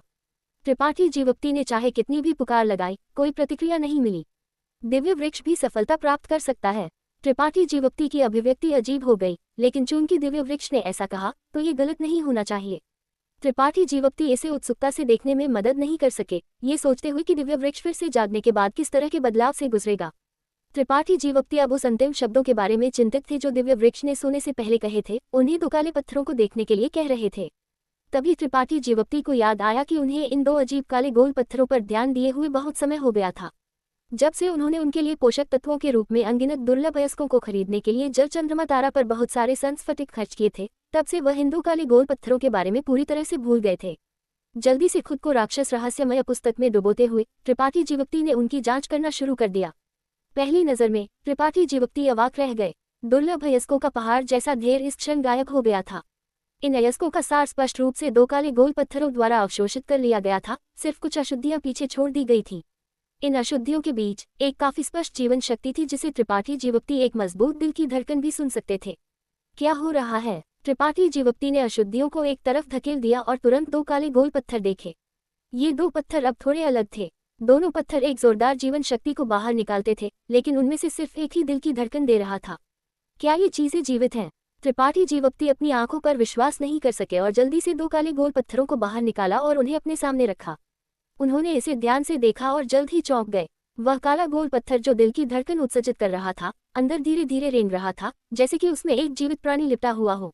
गोल पत्थर की सतह पर स्पष्ट रेखाएं मानव शरीर की नाड़ी जितनी जटिल थी। यह एक गर्भवती महिला के उभरे हुए पेट जैसा दिखता था और उस पेट के भीतर एक नया जीवन था। दूसरा टुकड़ा अलग था, इसमें दिल की धड़कन की आवाज नहीं थी, लेकिन इसके द्वारा उत्सर्जित जीवन शक्ति उतनी ही मजबूत थी। त्रिपाठी जीवक्ति खाली घूर रहे थे, यह नहीं जानते थे कि क्या करना है। हालांकि उनके पास ये 2 काले गोल पत्थर कई सालों से थे, लेकिन वह अभी भी उनके रहस्यों के बारे में कुछ नहीं जानते थे। उन्हें तुरंत याद आया कि भूत पूर्वज ने तैरते हुए महाद्वीप पर उनसे क्या कहा था, उनकी अच्छी देखभाल करो, तुम्हें एक दिन आश्चर्य होगा। भूत पूर्वज एक उत्पत्ति राजा क्षेत्र स्वामी थे जो 2000 वर्षों तक जीवित रहे थे और अत्यधिक जानकार थे। वह स्पष्ट रूप से जानते थे कि ये 2 काले गोल पत्थर क्या थे, लेकिन उस समय त्रिपाठी जीवक्ति के साथ उनका संबंध बहुत सामंजस्यपूर्ण नहीं था, इसलिए त्रिपाठी जीवक्ति ने उनके बारे में नहीं पूछा। भूत पूर्वज ने भी उन्हें बताने की पहल नहीं की, इसलिए अब तक भी त्रिपाठी जीवक्ति उनके बारे में उलझन में थे। ये 2 काले गोल पत्थर तुंगशुआन क्षेत्र से लाए गए थे। चूंकि भूत पूर्वज ने उन्हें पहचाना था, इसका मतलब था कि वे मूल रूप से तार्कीय क्षेत्र के उत्पाद थे, लेकिन त्रिपाठी जीवक्ति को नहीं पता था कि वे तुंगशुआन क्षेत्र में कैसे आ गए थे। क्या ये उनके लिए आश्चर्यचकित होने का समय था? त्रिपाठी जीवक्ति जगह पर पालथी मारकर बैठ गए और अपनी गुप्त कला को घुमाना शुरू कर दिया, जबकि त्रिपाठी ज्वाला और 2 काले गोल पत्थरों के आंदोलनों पर ध्यान दे रहे थे। समय उड़ गया और 10 से अधिक दिन गुजर गए। 2 काले गोल पत्थर ज्यादा नहीं बदले थे, लेकिन त्रिपाठी जीवक्ति बहुत बेचैन थे। वह ये जानने के लिए बहुत उत्सुक थे कि उनके सामने ये 2 पत्थर क्या छिपा रहे थे और क्या वास्तव में अंदर एक जीवित प्राणी था। इसके बारे में सोचने के बाद त्रिपाठी जीवक्ति ने सावधानी से सुनहरे रक्त की एक बूंद निचोड़ ली और उसे उस गोल पत्थर पर टपका दिया जहां से दिल की धड़कन आ रही थी। चूंकि उनके सुनहरे रक्त में जीवन शक्ति और जीवन शक्ति की एक विशाल मात्रा थी, जिससे दिव्य वृक्ष विकास की एक निष्क्रिय स्थिति में प्रवेश कर गया था, कोई कारण नहीं था कि यह इस काले गोल पत्थर पर काम नहीं करेगा। जैसे ही उनका सुनहरा रक्त उस पर टपका, काले गोल पत्थर के अंदर से आने वाली दिल की धड़कन वास्तव में बहुत अधिक हिंसक हो गई। सुनहरा रक्त उसमें रिस गया, जिससे पूरे पत्थर ने एक भयंकर सुनहरी चमक बाहर निकाली। गोल पत्थर पर कुछ स्पष्ट परिवर्तन दिखाई दिए, क्योंकि इसकी सतह पर नाड़ी जैसी रेखाएं धड़कने लगी, जैसे कि कुछ अपने खोल से बाहर निकलने वाला था। त्रिपाठी जीवक्ति पलक झपकाए बिना घूर रहे थे, एक भी विवरण छोड़ना नहीं चाहते थे। कचा एस्टरिस्क, एक तेज आवाज आई, जिससे त्रिपाठी जीवक्ति कांप उठे, क्योंकि वह थोड़ा घबराए बिना नहीं रह सके। काले गोल पत्थर पर एक छोटी दरार दिखाई दी और जल्द ही ये दरार बड़ी हो गई और तेजी से फैल गई। पलक झपकते ही पूरा काला गोल पत्थर बीच से खुल गया, जिससे अंदर क्या था वह प्रकट हुआ। त्रिपाठी जीवक्ति ने ये देखा और तुरंत अवाक रह गए। हालांकि उनके दिल में कुछ अनुमान थे। जब उन्होंने अपने सामने का दृश्य देखा तो वह अभी भी अवाक रह गए। काले गोल पत्थर के अंदर वास्तव में एक जीवित प्राणी था। यह मूल रूप से एक अंडा था, एक अंडा जो पागलपन से खनिजों के सार को अवशोषित कर रहा था। त्रिपाठी जीवप्ती ने इसे इतने सालों तक साधा था, अनगिनत दुर्लभ अयस्कों का उपभोग किया था, लेकिन अब वह आखिरकार इसके अंदर कुछ अपने खोल से बाहर निकलने के बिंदु तक साधने में कामयाब रहे थे। इस क्षण एक भूरे रंग की चीज त्रिपाठी जीवप्ती के सामने बैठी थी। ये एक पत्थर की मूर्ति जैसा दिखता था। इसकी पूरी काया एक सरल चमक बाहर निकालती थी। इसके 4 अंग, एक सिर और स्पष्ट चेहरे की विशेषताएं थीं। ये स्पष्ट रूप से एक पत्थर का गोलेम था, एक पत्थर का गोलेम सिर्फ एक हथेली के आकार का। जैसे ही त्रिपाठी जीवप्ती इसे देख रहे थे, वह धीरे धीरे खड़ा हो गया। उसके चेहरे पर बहुत कठिनाई का भाव था क्योंकि वह लड़खड़ाया, लगभग फिर से जमीन पर गिर गया। त्रिपाठी जीवप्ती की आंखें तेज थीं और उनके हाथ तेज थे। जल्दी से उसे उठाया। उसकी बाहें असाधारण रूप से लंबी थी, जो जमीन तक पहुंचती थी। उसकी पीठ थोड़ी झुकी हुई थी, उसके पैर झुके हुए थे और उसका शरीर पत्थर के नाजुक टुकड़ों से बना था, जिससे इसे एक बहुत कोणीय उपस्थिति मिलती थी। हालांकि इसमें चेहरे की विशेषताएं थी, ये काफी सरल दिमाग दिखता था और जब इसके अनाड़ी आंदोलनों के साथ जोड़ा जाता था तो ये जितना गूंगा हो सकता था उतना ही था। त्रिपाठी जीवप्ती स्तब्ध थे। उसने अपना सिर घुमाया और खाली चारों ओर देखा, लेकिन जब उसकी भूरे रंग की आंखें त्रिपाठी जीवप्ती को देखी तो वह एक पल के लिए रुका।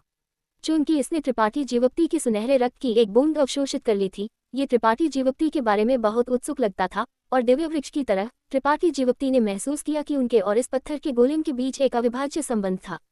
थोड़ी देर उसे देखने के बाद उसने त्रिपाठी जीवप्ती पर और ध्यान नहीं दिया और इसके बजाय अपनी 2 लंबी बाहों को बाहर निकाला, जमीन पर काले पत्थर के खोल को उठाया, उसे अपने मुंह में डाला और चबाना शुरू कर दिया। इस छोटे पत्थर के गोलेम को चाव से खाते हुए देखकर त्रिपाठी जीवप्ती अपने दिल में आह भरे बिना नहीं रह सके। ये चीज क्या है? हालांकि त्रिपाठी जीवप्ती ने इस काले पत्थर के खोल को पहले कभी आजमाया नहीं था, वह जानती थी कि यह अत्यंत कठोर था। आखिरकार इसने इतने सालों तक अयस्कों के सार को अवशोषित किया था और इतने सालों की वर्षा के बाद इसकी रक्षात्मक शक्ति एक उत्पत्ति श्रेणी रक्षात्मक कलाकृति से कम नहीं थी, शायद इससे भी मजबूत। हालांकि ये काला पत्थर का खोल इस छोटे पत्थर के गोलेम के मुंह में पनीर जितना नाजुक था। थोड़ी देर बाद काला पत्थर का खोल साफ खाया गया, कुछ भी पीछे नहीं छोड़ा। पत्थर का खोल खाने के बाद छोटा पत्थर का गोलेम थोड़ा थका हुआ लग रहा था और त्रिपाठी जीवप्ती की ओर लड़खड़ाया। त्रिपाठी जीवप्ती की जान पर चढ़ गया। त्रिपाठी जीवप्ती इस छोटे पत्थर के गोलेम की क्षमता का परीक्षण करना चाहते थे, इसलिए उन्होंने अपना हाथ बढ़ाया और उसके माथे पर झटका दिया। छोटा पत्थर का गोलेम तुरंत एक लुढ़कते हुए लौकी में बदल गया और लुढ़क गया। त्रिपाठी जीवप्ती का चेहरा काला पड़ गया क्योंकि उन्होंने खुद से सोचा, मैंने इस चीज को इतने सालों तक साधा है और इतने सारे अयस्कों का उपभोग किया है, फिर भी मैंने सिर्फ यही बढ़ाया है। हालांकि ये काफी कठोर है, ये थोड़ा नाजुक लगता है। छोटा पत्थर का गोलेम खड़ा हो गया, अपना सिर हिलाया और फिर से त्रिपाठी जीवप्ती की ओर चला गया। आखिरकार त्रिपाठी जीवप्ती के पास पहुंचने के बाद उसने अपनी जान पर चढ़ना जारी रखा। त्रिपाठी जीवप्ती को पता नहीं था कि हंसना है या रोना है, लेकिन इस बार उन्होंने उसे झटका नहीं दिया और बस उसे अपने शरीर पर चढ़ने दिया। उसे इसकी परवाह नहीं थी, जैसे कि जब तक वह त्रिपाठी जीवप्ती के शरीर पर था वह सीधे अपनी पीठ पर लेट गया, अपनी आंखें बंद कर ली और सो गया। त्रिपाठी जीवप्ती ने उसे देखा, अपना सिर हिलाया और आह भरी। उन्होंने इस छोटे से आदमी को बेकार होने के लिए घृणा नहीं की, ये सिर्फ उनकी मूल अपेक्षाओं से थोड़ा अलग था। त्रिपाठी जीवप्ती ने सोचा कि वह 2 उच्च गुणवत्ता वाले अयस्क प्राप्त कर पाएंगे और सही समय होने पर इन 2 काले गोल पत्थरों का उपयोग करके एक उत्पत्ति राजा श्रेणी कलाकृति बनाने की योजना बना रहे थे। उन्हें कैसे पता चला होगा कि यह छोटा पत्थर का गोलेम दिखाई देगा?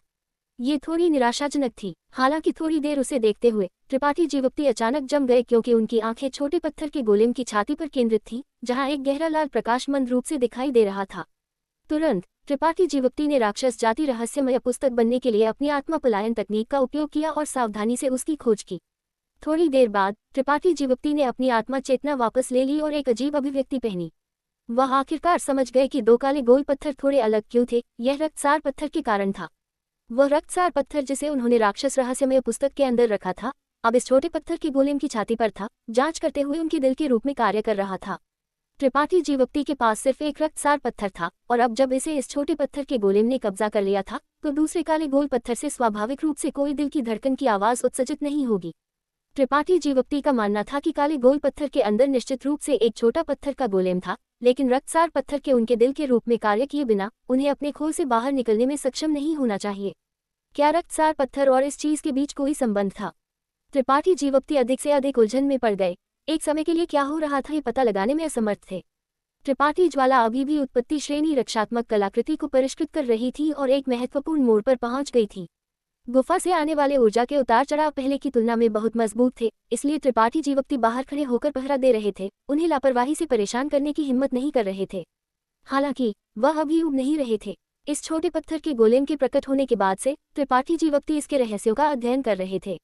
कई दिन गुजर गए थे, लेकिन छोटा आदमी बिल्कुल भी बड़ा नहीं हुआ था। दूसरी ओर वह त्रिपाठी ज्वाला के स्थान में बहुत रुचि रखता था। जब त्रिपाठी जीवक्ति ध्यान नहीं दे रहे थे तो वह उस दिशा में दौड़ने की कोशिश करता था, जैसे कि वहां कुछ ऐसा था जिसने उसे आकर्षित किया। कोई अन्य विकल्प न होने पर त्रिपाठी जीवक्ति को सिर्फ उसे गुफा के पास नहीं आने का आदेश देना पड़ा। कुछ दिनों के अवलोकन के बाद त्रिपाठी जीवक्ति ने एक समस्या भी खोज ली। हालांकि इस छोटे पत्थर के गोलेम ने जीवन के संकेत दिखाए और इसे एक प्रकार के जीवित प्राणी के रूप में माना जा सकता था, लेकिन इसमें सोचने की ज्यादा क्षमता नहीं थी। दिव्य वृक्ष के विपरीत इस छोटे पत्थर के गोलेम की बुद्धि बहुत कम थी और वह जो कुछ भी करता था वह अभिवृत्ति पर निर्भर होकर कार्य करता था। इसके अलावा वह सिर्फ त्रिपाठी जीवक्ति के आदेशों का पालन करता था। अब जब गुप्ता परिवार के साथ बदला लेने से पहले पहला पत्थर का गोलेम प्रकट हुआ है, तो क्या आप जानना चाहेंगे कि त्रिपाठी जीवक्ति गुप्ता परिवार के साथ मामले का क्या करते हैं और पत्थर का गोलेम उनकी सहायता कैसे करता है? एपिसोड 11-15। त्रिपाठी जीवक्ति को नहीं पता था कि यह इसलिए था क्योंकि इसने सुनहरे रक्त को अवशोषित कर लिया था, लेकिन छोटा पत्थर पुरुष त्रिपाठी जीवक्ति के प्रति पूरी तरह से आज्ञाकारी था, उनके सभी आदेशों को सावधानी से पूरा कर रहा था। हालांकि भले ही त्रिपाठी जीवक्ति इसके साथ संवाद करना चाहते थे, वह नहीं कर सके। उन्होंने उम्मीद की थी कि छोटा पत्थर पुरुष दिव्य वृक्ष की तरह अपनी चेतना विकसित करेगा, लेकिन वर्तमान स्थिति को देखते हुए ये कुछ हद तक असंभव था। यह अपने आप में जीवन वाली एक कठपुतली जैसा था। कुछ दिनों बाद त्रिपाठी जीवक्ति ने पाया कि छोटे पत्थर पुरुष में एक बहुत ही अजीब क्षमता थी, जो जमीन में छेद खोदना था। जिस गति से छोटा पत्थर पुरुष पर्वत में छेद खोदता था वह अविश्वसनीय थी। त्रिपाठी जीवक्ति ने इसे एक दुर्घटना से खोज लिया था। उनके आदेशों के कारण छोटा पत्थर पुरुष उस गुफा के पास जाने की हिम्मत नहीं करता था जहां त्रिपाठी ज्वाला थी, लेकिन किसी कारण से वह हमेशा जमीन में गहराई तक ड्रिल करना चाहता था। सिर्फ एक सांस के समय में वह जमीन में कई दर्जन मीटर तक ड्रिल कर चुका था, और जमीन कितनी भी कठोर क्यों न हो, वह उसकी प्रगति को रोक नहीं सकी। त्रिपाठी जीवक्ति ने कुछ कठोर अयस्कों के साथ भी प्रयोग किया और पाया कि अयस्क कितने भी कठोर क्यों न हो, छोटा पत्थर पुरुष आसानी से उनमें एक बड़ा छेद ड्रिल कर सकता था। ये क्षमता काफी अच्छी थी, लेकिन त्रिपाठी जीवक्ति यह नहीं समझ पाए कि उनके पास ऐसी क्षमता क्यों थी। उसके चौकोर सिर को देखते हुए त्रिपाठी जीवक्ति वास्तव में ये पता नहीं लगा सके कि वह ऐसा करने में सक्षम कैसे था। त्रिपाठी जीवक्ति ने मूल रूप से सोचा था कि जमीन में किसी प्रकार का दुर्लभ अयस्क हो सकता है जिसने छोटे पत्थर पुरुष को आकर्षित किया हो, लेकिन ध्यान से जांच करने के बाद त्रिपाठी जीवक्ति ने इस विचार को अस्वीकार कर दिया। पूरे अजगर गुफा पर्वत पर कोई आत्मा घास, आत्मा दवाएं या बहुमूल्य अयस्क नहीं थे। त्रिपाठी जीवक्ति द्वारा आत्मा सरणी को व्यवस्थित करने से पहले अपने सुंदर दृश्यों के अलावा ये सिर्फ एक बंजर पहाड़ था।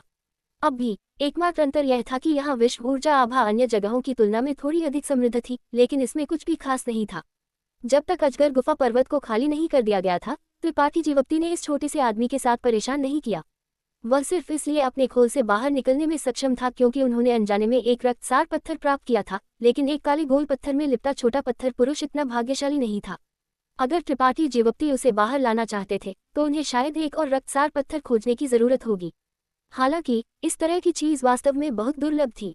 त्रिपाठी जीवक्ति कुछ समय से तार्किक क्षेत्र में थे, लेकिन उन्होंने कभी नहीं सुना था कि किसी के पास रक्तसार पत्थर है। ऐसा लगता था कि तार्किक क्षेत्र में भी रक्तसार पत्थर दुर्लभ सामान थे। इस दिन त्रिपाठी जीवक्ति ध्यान कर रहे थे जब उन्होंने अचानक गुफा से एक चौंकाने वाला ऊर्जा उतार चढ़ाव महसूस किया। यह ऊर्जा उतार चढ़ाव एक फ्लैश में गायब हो गया और अगले ही पल त्रिपाठी ज्वाला का विजयी हंसी उनके कानों तक पहुंच गई। सफलता! त्रिपाठी जीवक्ति की अभिव्यक्ति खुशी से भर गई और वह जल्दी से गुफा में दौड़ पड़े। पत्थर के कमरे के अंदर मानव आकार की भट्टी अभी भी एक आश्चर्यजनक मात्रा में गर्मी बाहर निकाल रही थी। त्रिपाठी ज्वाला अपने कपड़ों को टपकते हुए जगह पर खड़ी थी। ये स्पष्ट था कि उन्होंने इस कलाकृति को परिष्कृत करने के लिए बहुत प्रयास खर्च किया था और उन्हें बहुत पसीना आ रहा था। यहाँ तक कि उनके बाल भी बिखरे हुए थे, जिससे वह एक पागल औरत जैसी लग रही थी।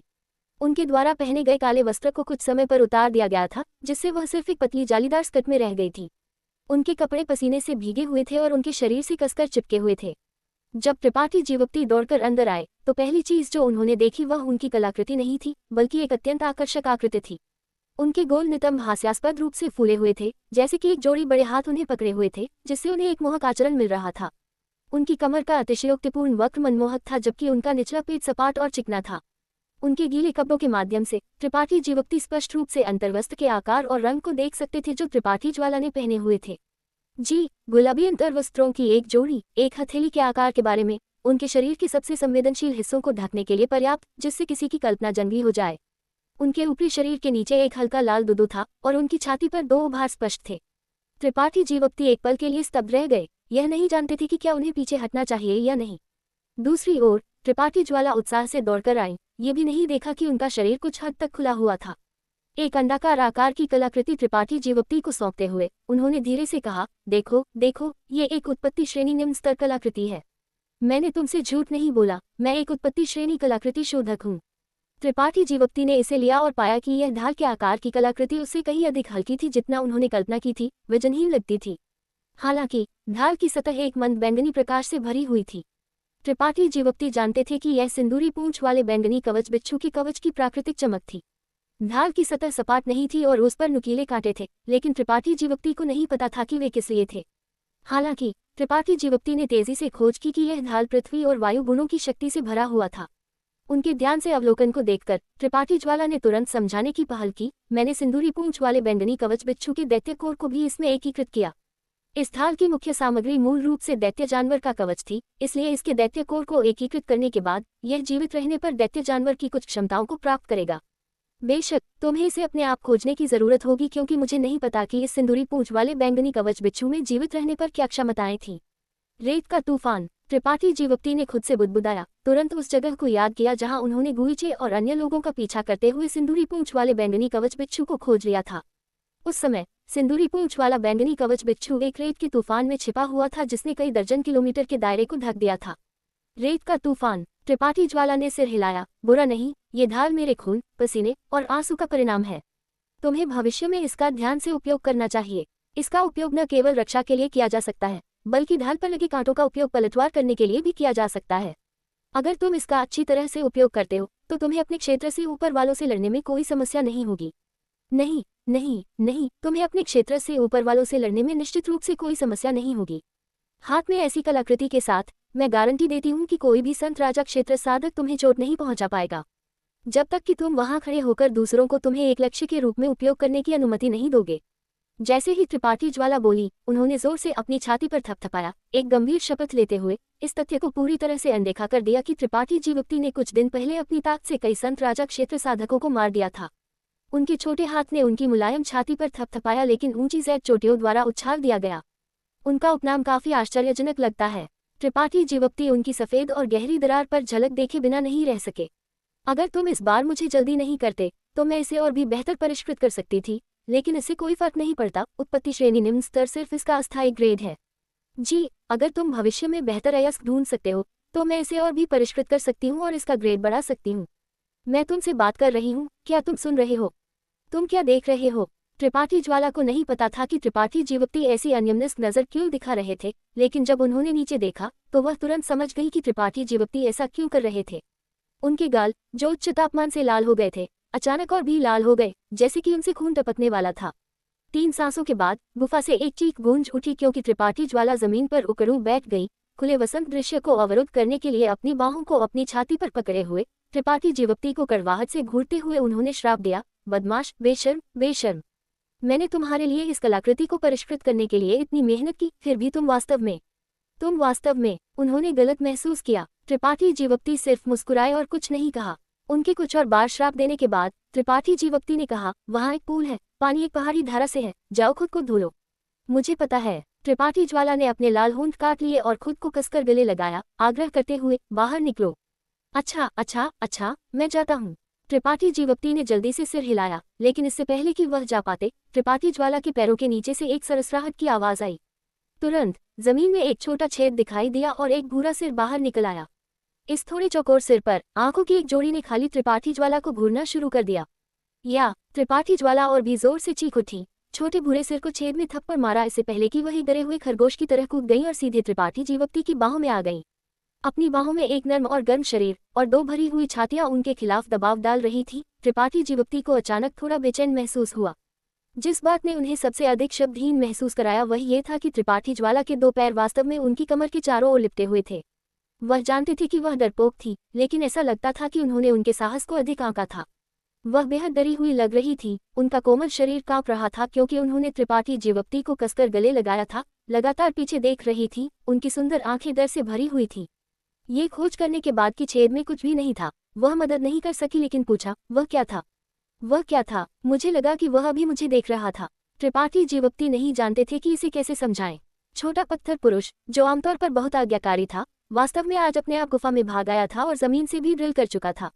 इसमें कोई आश्चर्य नहीं कि त्रिपाठी ज्वाला आदि मर चुकी थी। क्या वह चला गया है? त्रिपाठी ज्वाला ने फिर से पूछा। वह चला गया है? क्या वह सच में चला गया है? उन्होंने अपनी दिव्य चेतना जारी की और पाया कि वहां वास्तव में कुछ भी नहीं था। तभी उन्होंने एक भारी आह भरी। अपनी इंद्रियों पर वापस आकर वह खुद को त्रिपाठी जीवप्ती की गर्दन को गले लगाते हुए एक भद्दे तरीके से उनके शरीर से लटके हुए पाकर स्तब्ध थी। उनके दो शरीर कसकर एक दूसरे के खिलाफ दबे हुए थे, उनके निचले पेट एक दूसरे के निचले पेट के खिलाफ दबे हुए थे और एक उग्रगर्म सांस उनकी ओर दौड़ रही थी। त्रिपाठी ज्वाला को लगा जैसे वह धुएं में उड़ने वाली थी। वह पहले कभी किसी पुरुष के इतने करीब नहीं आई थी। उन्हें नहीं पता था कि क्यों, लेकिन उनके शरीर में खून तेजी से बहना शुरू हो गया था और उनके दिल की धड़कन की धम धम की आवाज उनकी छाती से आ रही थी। यह एक युद्ध ढोल की धड़कन से भी अधिक तीव्र थी और जो सांस उनकी ओर दौड़ रही थी उससे उन्हें लगा जैसे उनका दम घुट रहा है। वह जमीन में दिखाई देने वाले छोटे छेद में ड्रिल करने का इंतजार नहीं कर सकती थी और फिर कभी बाहर नहीं आ सकती थी। विशेष रूप से त्रिपाठी जीवप्ती की अजीब मुस्कान ने उन्हें और भी शर्मिंदा महसूस कराया। तुम मुझे नीचे रखो। त्रिपाठी ज्वाला का सिर लगभग उनकी छाती को छू रहा था क्योंकि उन्होंने कमजोर रूप से चिल्लाया, मैं तुम्हें गले नहीं लगा रहा हूँ। त्रिपाठी जीवप्ती ने अपने हाथ फैलाए। त्रिपाठी ज्वाला शर्मिंदा और क्रोधित थी।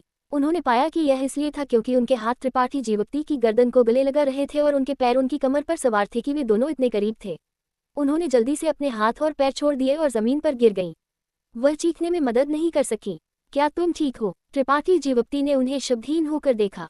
उन्हें उसे ऊपर खींचने में बहुत शर्म आ रही थी। यह महिला न केवल डरपोक थी बल्कि पतली चमड़ी वाली भी थी। भले ही वह उसे खींचते, वह शायद उठती नहीं। मैं ठीक हूँ। त्रिपाठी ज्वाला एक गेंद में घुस गई और वास्तव में नहीं उठी। उन्होंने अपना चेहरा ढक लिया और कहा, क्या तुम पहले बाहर जा सकते हो? मैं अपने शरीर से धूल धोना चाहती हूँ। ओह! त्रिपाठी जीवप्ती ने सिर हिलाया। अपनी हंसी को रोकते हुए वह मुड़े और बाहर चले गए। गुफा के बाहर छोटा पत्थर पुरुष ऐसे आगे पीछे झूल रहा था जैसे कि वह शराबी था। वह गलती से अपने दाएं पैर पर ट्रिप हो गया और अपने चेहरे पर गिर गया। संघर्ष करके उठते हुए उसने अपना सिर उठाया और मासूमियत से त्रिपाठी जीवप्ती को घूरना शुरू कर दिया।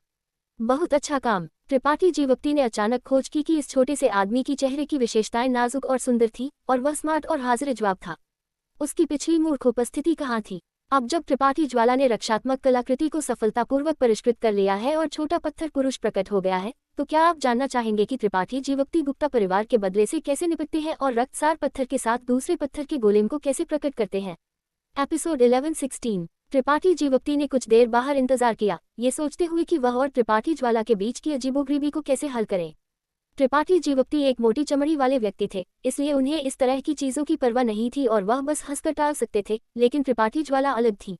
एक नज़र में वह बता सकते थे कि वह एक अनजान महिला थी जो पहले कभी किसी पुरुष के साथ इतनी घनिष्ठ नहीं रही थी। दूसरी ओर हिमचांद पूरी तरह से अलग थी। भले ही त्रिपाठी जीवप्ती उन्हें नग्न गले लगा रहे होते, हिमचांद अभी भी शांत रहने और उनके साथ बातचीत करने में सक्षम होंगी। वे दो पूरी तरह से अलग प्रकार की महिलाएं थीं। अगर इस घटना के कारण त्रिपाठी ज्वाला उनसे फिर से मिलने में बहुत शर्मिंदा हुई या अगर वह गुस्से में भाग गईं, तो वह क्या करेंगे? अगर वह सामग्री खो देते हैं तो त्रिपाठी जीवप्ती को परेशानी महसूस नहीं होगी, लेकिन वह त्रिपाठी ज्वाला को नहीं खो सकते थे।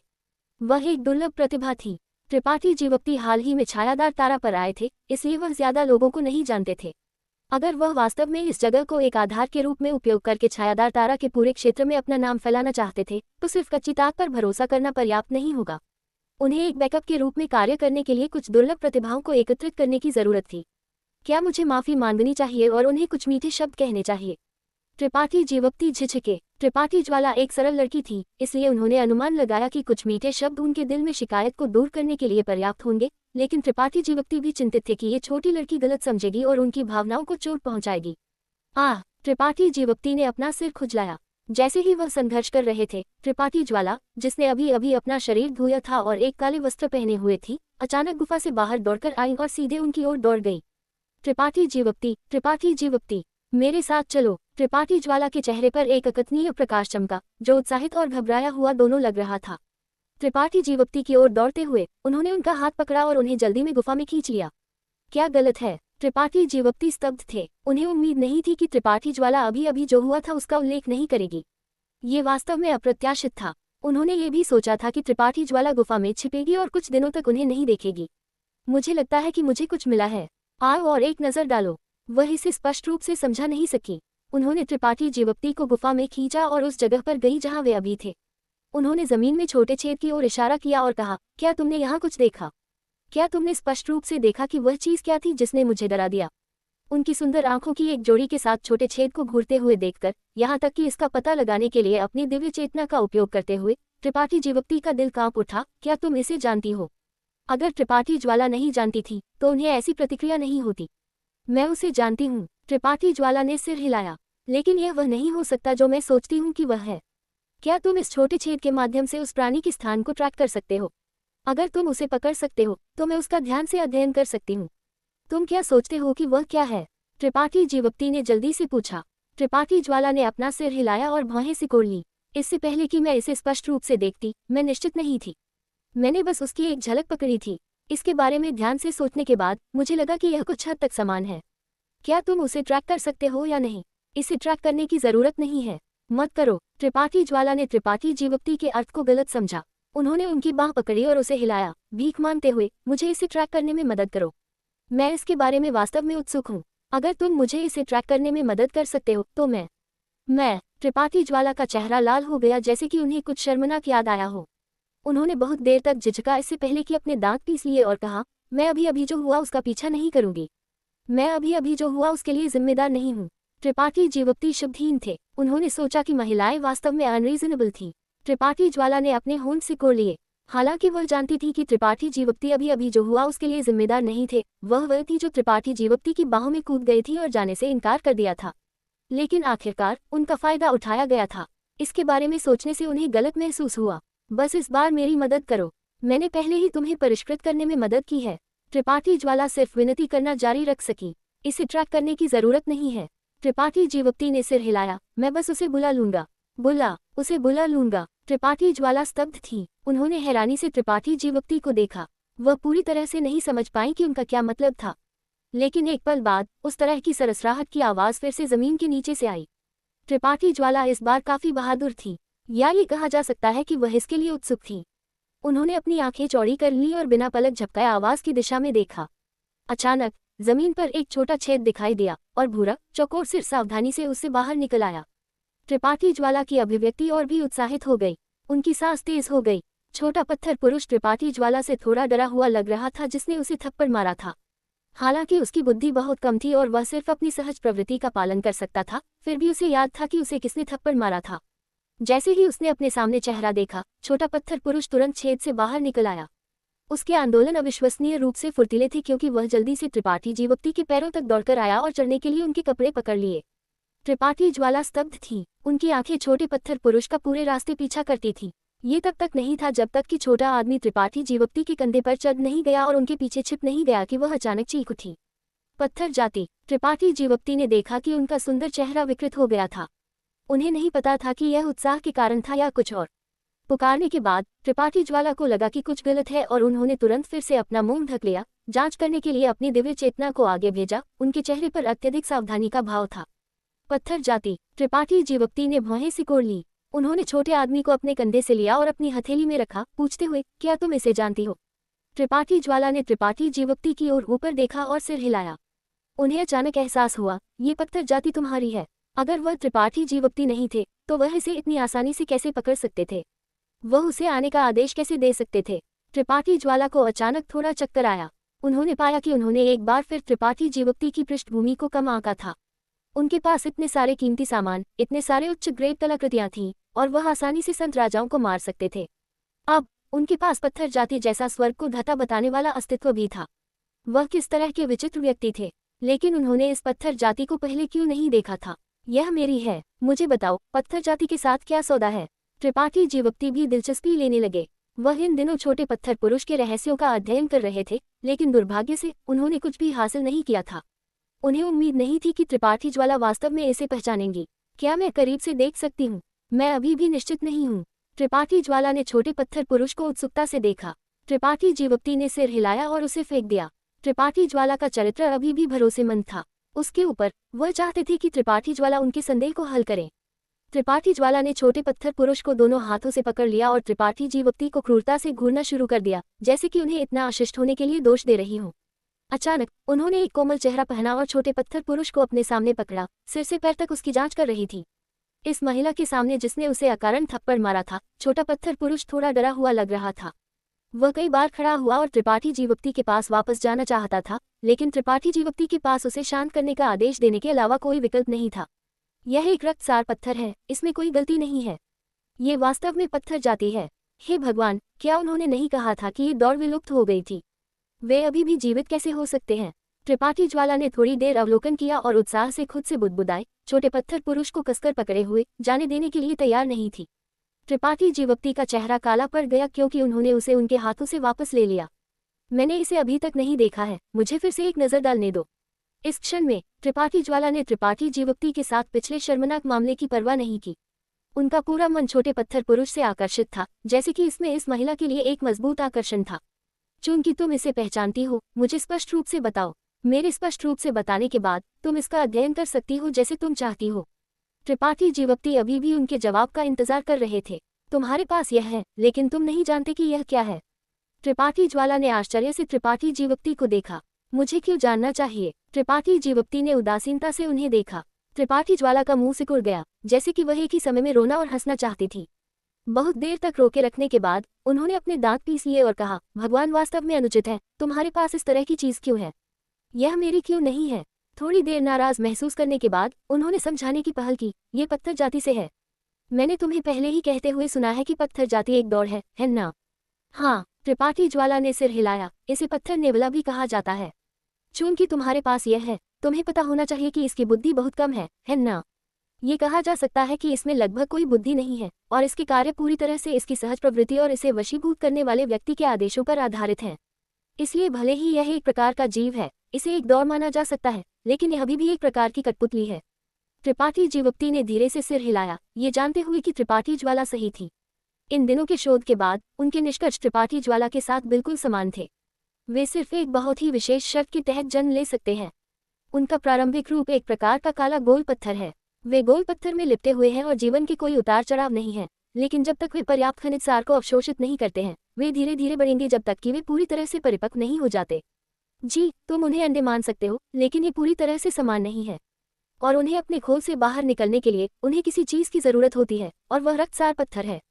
रक्तसार पत्थर पत्थर जाति का दिल है। रक्तसार पत्थर के बिना पत्थर जाति कितनी भी स्वस्थ क्यों न हो, वह वास्तव में जीवित नहीं रह सकती। इस छोटे से आदमी के दिल में एक रक्तसार पत्थर है, इसलिए मैं निश्चित हो सकती हूँ कि यह पत्थर जाति से है। निश्चित रूप से, जैसा कि उन्होंने अनुमान लगाया था, रक्तसार पत्थर इस छोटे से आदमी का दिल था। पत्थर जाति संख्या में बहुत कम है, लेकिन वे जो भूमिका निभा सकते हैं वह अकल्पनीय है। इसलिए बहुत पहले, जैसे ही पत्थर जाति का एक सदस्य दिखाई देता था, वे अनगिनत लोगों के पीछा को आकर्षित करेंगे। वे सभी इस पत्थर जाति के सदस्य को पकड़ना चाहते थे और उसे अपना पत्थर नेवला बनाना चाहते थे। ये क्या भूमिका निभाता है? त्रिपाठी जीवप्ती ने जल्दी से पूछा। त्रिपाठी ज्वाला हंस पड़ी। उनका विकास बहुत सारे खनिज सार को अवशोषित करने पर निर्भर करता है, इसलिए वे दुर्लभ खनिजों के प्रति बहुत संवेदनशील होते हैं। जब तक पास में एक अच्छी खान है, वे तुरंत इसे खोज लेंगे। क्या तुम्हें नहीं लगता कि इसकी उपयोगिता बहुत अधिक है? एक पत्थर नेवला के साथ कोई भी सभी प्रकार के खनिज लदे प्राप्त कर सकता है जो दूसरों के लिए अज्ञात हैं। खनिज लदे जिन्हें एक उत्पत्ति राजा नहीं ढूंढ सकता है, वे इसके पता लगाने से बच नहीं सकते हैं। त्रिपाठी जीवप्ती की आंखें चमक उठी क्योंकि उन्होंने इस छोटे से आदमी को देखने में मदद नहीं की, ये सोचते हुए कि यह पूरी तरह से बेकार नहीं था। हालांकि इसकी मूर्ख उपस्थिति थी, उन्हें उम्मीद नहीं थी कि इसमें ऐसी क्षमता होगी। अब जब त्रिपाठी ज्वाला ने पत्थर जाति के रहस्य को प्रकट कर दिया है, तो क्या आप जानना चाहेंगे कि त्रिपाठी जीवप्ती गुप्ता परिवार के बदले का क्या करते हैं और इस पत्थर नेवला की मदद से कुछ खोज करते हैं? एपिसोड 11-17। त्रिपाठी ज्वाला ने जारी रखा, अयस्क शिराओं को ढूंढना सिर्फ पत्थर नेवले की क्षमताओं में से एक है। इसमें एक और क्षमता है जिसका सभी कलाकृति शोधक सपना देखते हैं, जो अयस्कों के सार को बुझाने की इसकी क्षमता है।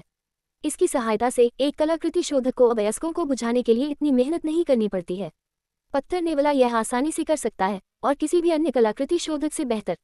रसायन विद्या को औषधीय तरल पदार्थों को संघटित करने की जरूरत होती है, जबकि कलाकृति शोधन को अयस्कों को बुझाने की जरूरत होती है।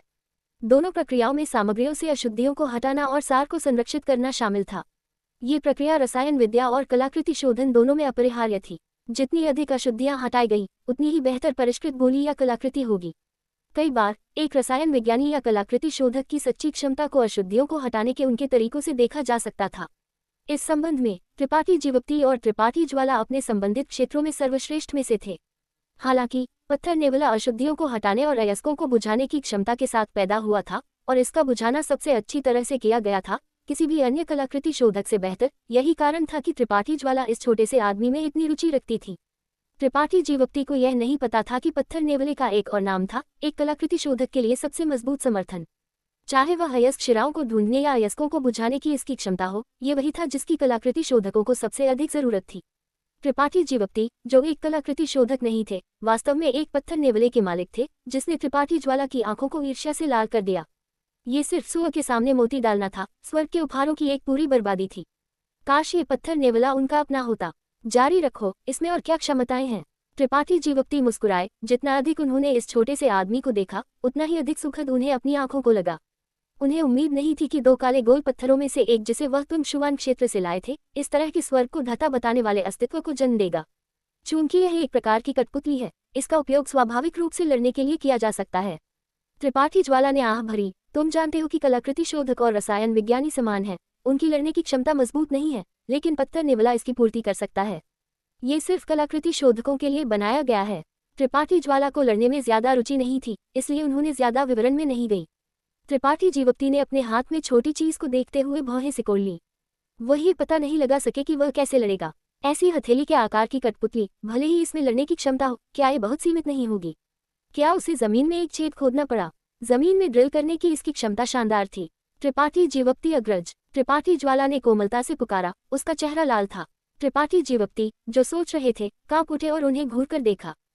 ठीक से बोलो। त्रिपाठी ज्वाला उस तरह की महिला नहीं थी जो कोमलता से कार्य करेगी। उनका दिखावा उनके मूल आकर्षण को खो देता था। तुम पत्थर नेवला, क्या तुम नहीं कर सकती? उन्हें पूरा करने का इंतजार किए बिना त्रिपाठी जीवप्ती ने उन्हें बाधित किया। त्रिपाठी ज्वाला ने कड़वाहट से कहा, मैंने अभी तक बात पूरी नहीं की है। मैं जानता हूं कि तुम क्या कहना चाहती हो। तुम इसे चाहती हो। त्रिपाठी जीवप्ती ने अर्थपूर्ण ढंग से मुस्कुराया। यह असंभव है। मेरा पहले से ही इसके साथ एक संबंध है। भले ही मैं इसे तुम्हें दे दूं, ये सिर्फ मेरे आदेशों को सुनेगा। तुमने वास्तव में इसे वशीभूत कर लिया।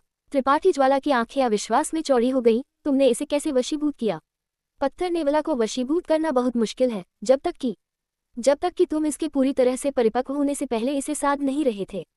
तुम सिखाने लायक हो। त्रिपाठी जीवप्ती मुस्कुराए। वह इसे कई सालों से साध रहे थे और अंत में उन्होंने पत्थर नेवला के साथ एक सूक्ष्म संबंध स्थापित करने के लिए सुनहरे रक्त की एक बूंद का भी उपयोग किया। मैं बहुत गुस्से में हूँ। त्रिपाठी ज्वाला ने अपना पैर पटका। वह मूल रूप से पत्थर नेवला लेना चाहती थी, लेकिन जब उन्होंने त्रिपाठी जीवप्ती को ये कहते हुए सुना कि उन्होंने इसे वशीभूत कर लिया है, तो वह तुरंत शांत हो गई।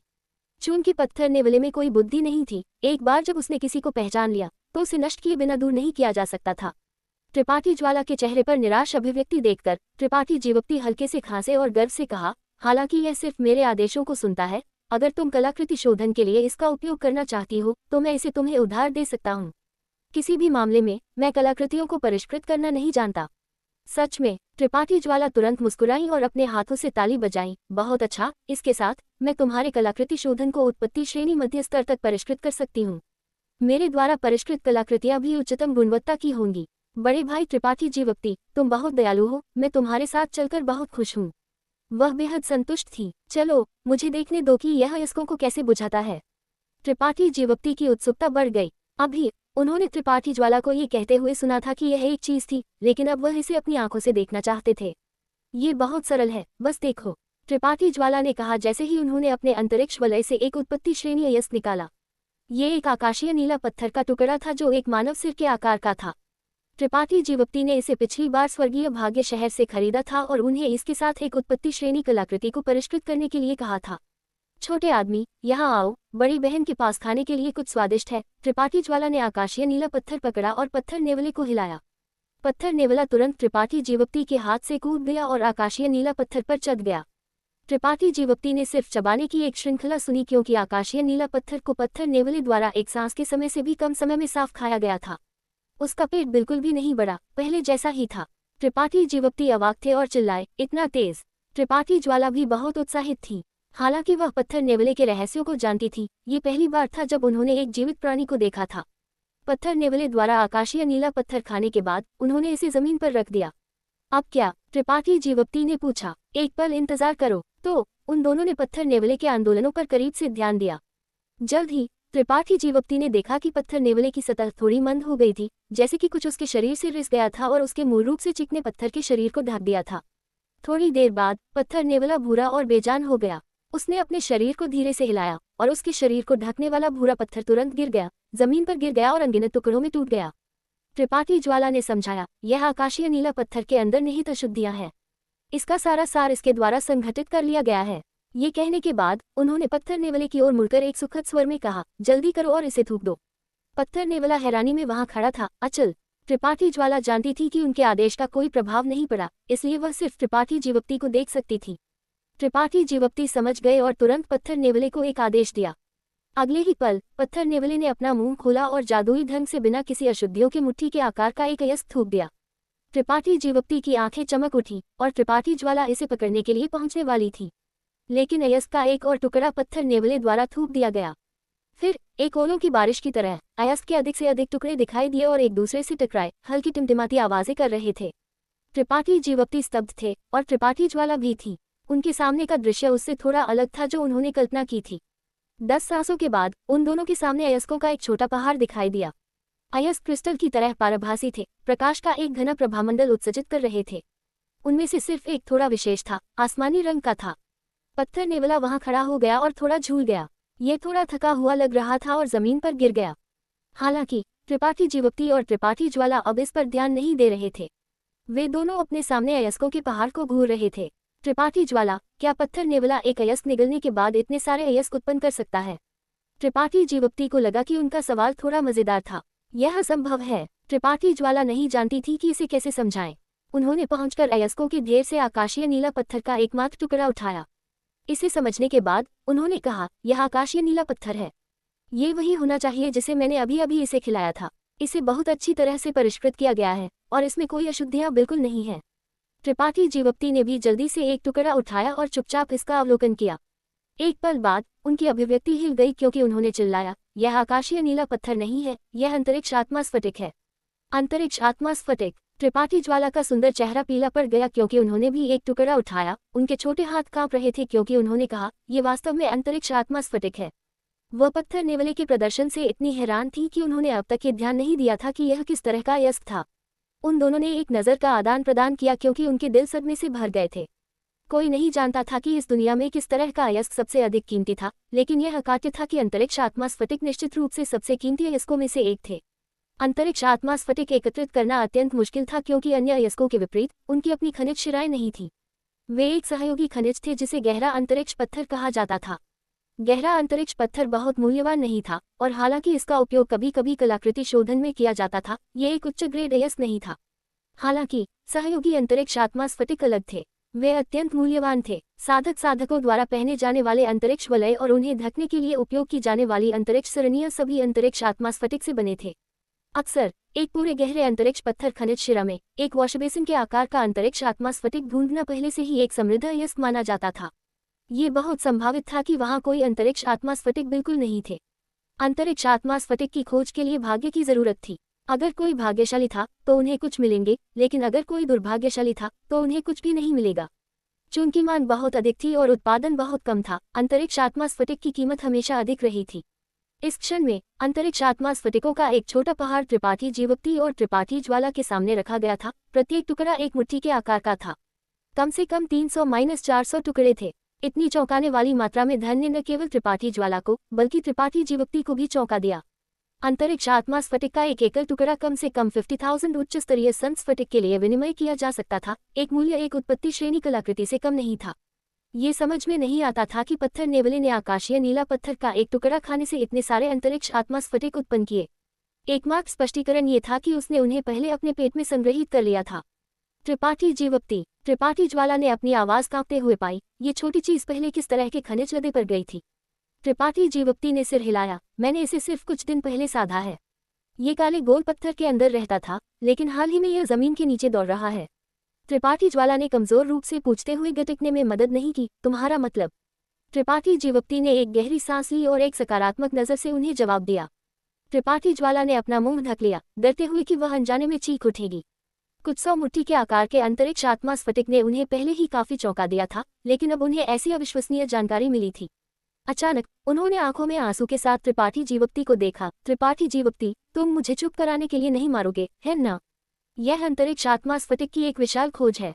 क्या आप चाहेंगे कि मैं त्रिपाठी जीवप्ती को गुप्ता परिवार के साथ मामले को समाप्त करने और दूसरा पत्थर का गोलेम विकसित करने के लिए आगे बढ़ने में मदद करूं?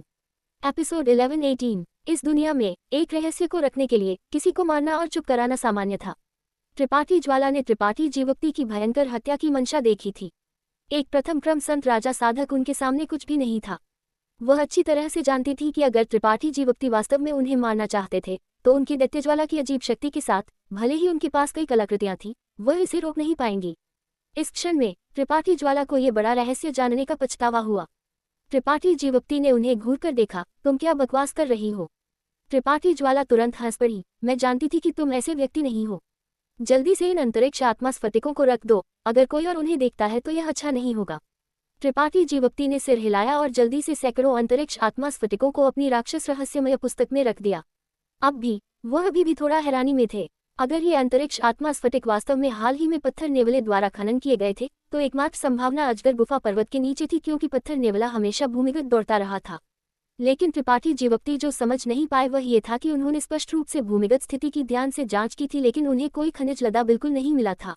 अगर यहाँ वास्तव में एक गहरे अंतरिक्ष पत्थर खनिज लदा था तो वही के हाई के परिवार के लिए इसके बारे में नहीं जानना असंभव था। आखिरकार ये परिवार अनगिनत वर्षों से यहाँ जड़ जमाए हुए था। इस मामले को स्पष्ट करना आवश्यक था। त्रिपाठी जीवप्ती ने पहुंचकर पत्थर नेवले को उठाया, इससे पहले कि त्रिपाठी ज्वाला की ओर मुड़कर कहा, मेरे साथ चलो। त्रिपाठी ज्वाला ने कोई सवाल नहीं पूछा। ऐसा लगता था जैसे वह जानती थी कि त्रिपाठी जीवप्ती क्या करना चाहते थे और जल्दी से उनके पीछे चली गई। उनके सुंदर चेहरे पर अपेक्षा का भाव था। गुफा छोड़ने के बाद दोनों जल्दी से 10 किलोमीटर से अधिक दूर एक पहाड़ी घाटी में पहुंचे। एक एकांत जगह खोजने के बाद त्रिपाठी जीवप्ती ने पत्थर नेवले को नीचे रखा और उसे गहराई में खोदने का एक आदेश दिया। पत्थर नेवला जल्द ही गायब हो गया। सिर्फ एक छोटा छेद पीछे छोड़ गया जो एक व्यक्ति के गुजरने के लिए काफी बड़ा था। अतीत में पत्थर नेवला सिर्फ एक छोटा छेद खोद सकता था, लेकिन इस बार त्रिपाठी जीवप्ती के पास छेद को बड़ा बनाने के अलावा कोई विकल्प नहीं था, क्योंकि वह भूमिगत जांच करना चाहते थे। त्रिपाठी ज्वाला और भी उत्साहित थी। उनका छोटा चेहरा लाल था क्योंकि वह एक शब्द कहे बिना बगल में खड़ी थी। त्रिपाठी जीवप्ती के साथ नीचे जाने का इंतजार कर रही थी। आधे घंटे बाद त्रिपाठी जीवप्ती ने त्रिपाठी ज्वाला को आंख मारी और अपने सामने गहरे गड्ढे में कूद गए। ये कहा जाना था कि पत्थर नेवले की गुफा एक उत्कृष्ट कृति थी। ये बेलनाकार थी और सुरंग अत्यंत चिकनी थी, जैसे कि इसे किसी प्रकार के उपकरण से पॉलिश किया गया हो। त्रिपाठी जीवप्ती के कूदने के बाद उन्हें बिल्कुल भी कोई विरोध नहीं मिला। वह बिना किसी बाधा के नीचे फिसल गए। सुरंग बहुत गहरी थी और यह कल्पना करना मुश्किल था कि इसे खोदने में सिर्फ 1 घंटा लगा था। त्रिपाठी जीवप्ती ने पत्थर नेवले की क्षमताओं के बारे में बहुत कुछ सीखा था। एक अगरबत्ती जलने में लगने वाले समय के लिए नीचे फिसलने के बाद त्रिपाठी जीवप्ती को अचानक लगा कि वह सुरंग के अंत तक पहुंच गए हैं। बिना किसी कारण के उन्हें एक भ्रम हुआ कि वह एक उच्च ऊंचाई से गिर रहे थे। उन्होंने जल्दी से अपना शरीर स्थिर किया और अगले ही पल उनके पैर जमीन को छू गए। उन्होंने एक तेज चबाने की आवाज सुनी। बिना देखे त्रिपाठी जीवप्ती जानते थे कि यह यस पर पत्थर नेवले के कुतरने की आवाज थी। उन्होंने रोशनी के लिए उपयोग किए जाने वाले एक अजीब पत्थर को बाहर निकाला और उसे ऊंचा पकड़ा। इससे पहले कि उन्हें चारों ओर देखने का समय मिलता, त्रिपाठी ज्वाला की खतरे की चीख उनके सिर के ऊपर से आई। त्रिपाठी जीवप्ती, मेरी मदद करो, मैं फंस गई हूँ। त्रिपाठी जीवप्ती ने ऊपर देखा और उनका चेहरा काला पड़ गया। त्रिपाठी ज्वाला वास्तव में फंस गई थी। वह अपनी छाती के सामने विशाल हथियारों की एक जोड़ी से फंस गई थी। उनका निचला शरीर त्रिपाठी जीवप्ती के सिर के ऊपर लट रहा था। उनके पैर लगातार लात मार रहे थे, लेकिन उनका ऊपरी शरीर अभी भी सुरंग में फंसा हुआ था। उन्होंने पहुंचकर उनकी टखना पकड़ा और उन्हें जोर से नीचे खींचा। जैसे ही त्रिपाठी ज्वाला चीखी, उन्होंने उन्हें नीचे खींचा। ये दर्द करता है। जैसे ही त्रिपाठी ज्वाला उतरी, उन्होंने अपने दोनों हाथों से अपनी छाती को पकड़ा और उन्हें जोर से रगड़ा, क्योंकि उन्होंने आंखों में आंसू के साथ त्रिपाठी जीवप्ती को घूर कर देखा, जैसे कि उन्हें दोष दे रही हूं कि उन्हें महिलाओं के प्रति कोमलता कैसे दिखानी चाहिए यह नहीं पता था। त्रिपाठी जीवप्ती के साथ परेशानी खोजने का कोई समय नहीं था। रोशनी पत्थर द्वारा उत्सर्जित प्रकाश का उपयोग करते हुए त्रिपाठी ज्वाला अपने चारों ओर की स्थिति को स्पष्ट रूप से देखने में सक्षम थी। वह तुरंत अपनी जगह पर जम गई। उनका मुंह एक घेरा बना रहा था क्योंकि उनका कोमल शरीर कांप रहा था। तुरंत उनके स्तनों के रगड़ने के दर्द को भूल गई। त्रिपाठी जीवप्ती को भी एक बड़ा झटका लगा। लगातार अपने सिर को चारों ओर मोड़कर देख रहे थे। उनका दिल उत्साह से भर गया था। वे दोनों अब एक भूमिगत गुफा में थे। ये गुफा हाल ही में पत्थर नेवले द्वारा खोदी गई होगी। ये लंबाई और चौड़ाई में सिर्फ कुछ दर्जन मीटर थी, लेकिन रोशनी पत्थर के प्रकाश के तहत आसपास की गुफा की दीवारें एक चकाचौंध करने वाला प्रकाश दर्शाती थी। अंतरिक्ष आत्मा स्फटिक के बड़े और छोटे टुकड़े उज्ज्वल और गहरे रंग में गुफा के किनारों में जड़े हुए थे, जैसे कि वे बेकार थे। इन अंतरिक्ष आत्मा स्फटिकों के बीच कम मूल्य के गहरे अंतरिक्ष पत्थर भी थे। भूमिगत गुफा के अंदर सिर्फ 2 लोगों के तेजी से सांस लेने की आवाज और अयस्कों पर पत्थर नेवले की कुतरने की आवाज थी। एक लंबे समय के बाद त्रिपाठी ज्वाला ने अचानक एक दहाड़ छोड़ी और एक अविश्वसनीय गति से एक चक्की के आकार के अंतरिक्ष आत्मा स्फटिक के टुकड़े की ओर दौड़ गई, जिसे अभी तक खोदा नहीं गया था। सीधे उस पर झपट पड़ी। उनके चेहरे पर एक संतुष्ट अभिव्यक्ति थी, क्योंकि उन्होंने एक बिल्ली की तरह एक म्याऊं छोड़ा। यह नहीं कहा जा सकता कि त्रिपाठी ज्वाला अनजान थी, लेकिन त्रिपाठी जीवप्ती का मिजाज उनसे ज्यादा खराब नहीं था। उन्होंने कभी उम्मीद नहीं की थी कि इस अजगर गुफा पर्वत में, जहाँ कोई आत्मा घास या आत्मा दवाएं नहीं थी, वास्तव में इतनी समृद्ध अंतरिक्ष आत्मा स्फटिक खान होगी। इस लदे की स्थिति को देखते हुए इसे अब गहरे अंतरिक्ष पत्थर लदे नहीं कहा जा सकता था, क्योंकि लगभग आधा अंतरिक्ष आत्मा स्फटिकों से भरा हुआ था। इसे पूरी तरह से एक अंतरिक्ष आत्मा स्फटिक लदे कहा जाने के लिए योग्य था, क्योंकि यह अब गहरे अंतरिक्ष पत्थर का एक साथी नहीं था। त्रिपाठी जीवप्ती तुरंत समझ गए कि वह यहाँ की स्थिति का पता क्यों नहीं लगा पाए थे। सबसे पहले, ये जगह बहुत गहरी थी, इसलिए त्रिपाठी जीवप्ती इसकी जांच बहुत ध्यान से नहीं कर पाए थे। दूसरा, यहाँ अंतरिक्ष आत्मा स्फटिक बस बहुत अधिक थे। इस तरह का दुर्लभ खनिज अंतरिक्ष वलय बनाने के लिए उपयोग की जाने वाली मुख्य सामग्री थी, और इसमें पता लगाने से किसी की दिव्य चेतना को ढकने का कार्य था। अगर ऐसा नहीं होता तो कोई भी अपनी दिव्य चेतना के एक एकल स्वीप के साथ अंतरिक्ष वलय के अंदर क्या था वह देखने में सक्षम होगा। यहाँ अंतरिक्ष आत्मा स्फटिकों की विशाल संख्या ने त्रिपाठी जीवप्ती की जांच से दिव्य चेतना को अलग कर दिया, इसलिए ये स्वाभाविक रूप से पूरी तरह से छिपा हुआ था। यहाँ तक कि त्रिपाठी जीवप्ती की दिव्य चेतना भी इस रहस्य का पता नहीं लगा सकी, इसलिए हाई के परिवार स्वाभाविक रूप से नहीं कर सका। ये हास्यास्पद था कि इस जगह के मालिकों के रूप में वे खजानों के एक पहाड़ पर बैठे थे, लेकिन इससे पूरी तरह से अनजान थे। सिर्फ इसलिए कि वो ही एक महिला थी, उन्होंने इस सुंदर बंजर पहाड़ को उनके क्षेत्र के रूप में सौंपा था। अगर यह दुर्लभ अयस्कों के प्रति पत्थर नेवले की जन्मजात संवेदनशीलता के लिए नहीं होता, तो ऐसा खजाना अनगिनत वर्षों तक दबा रहता।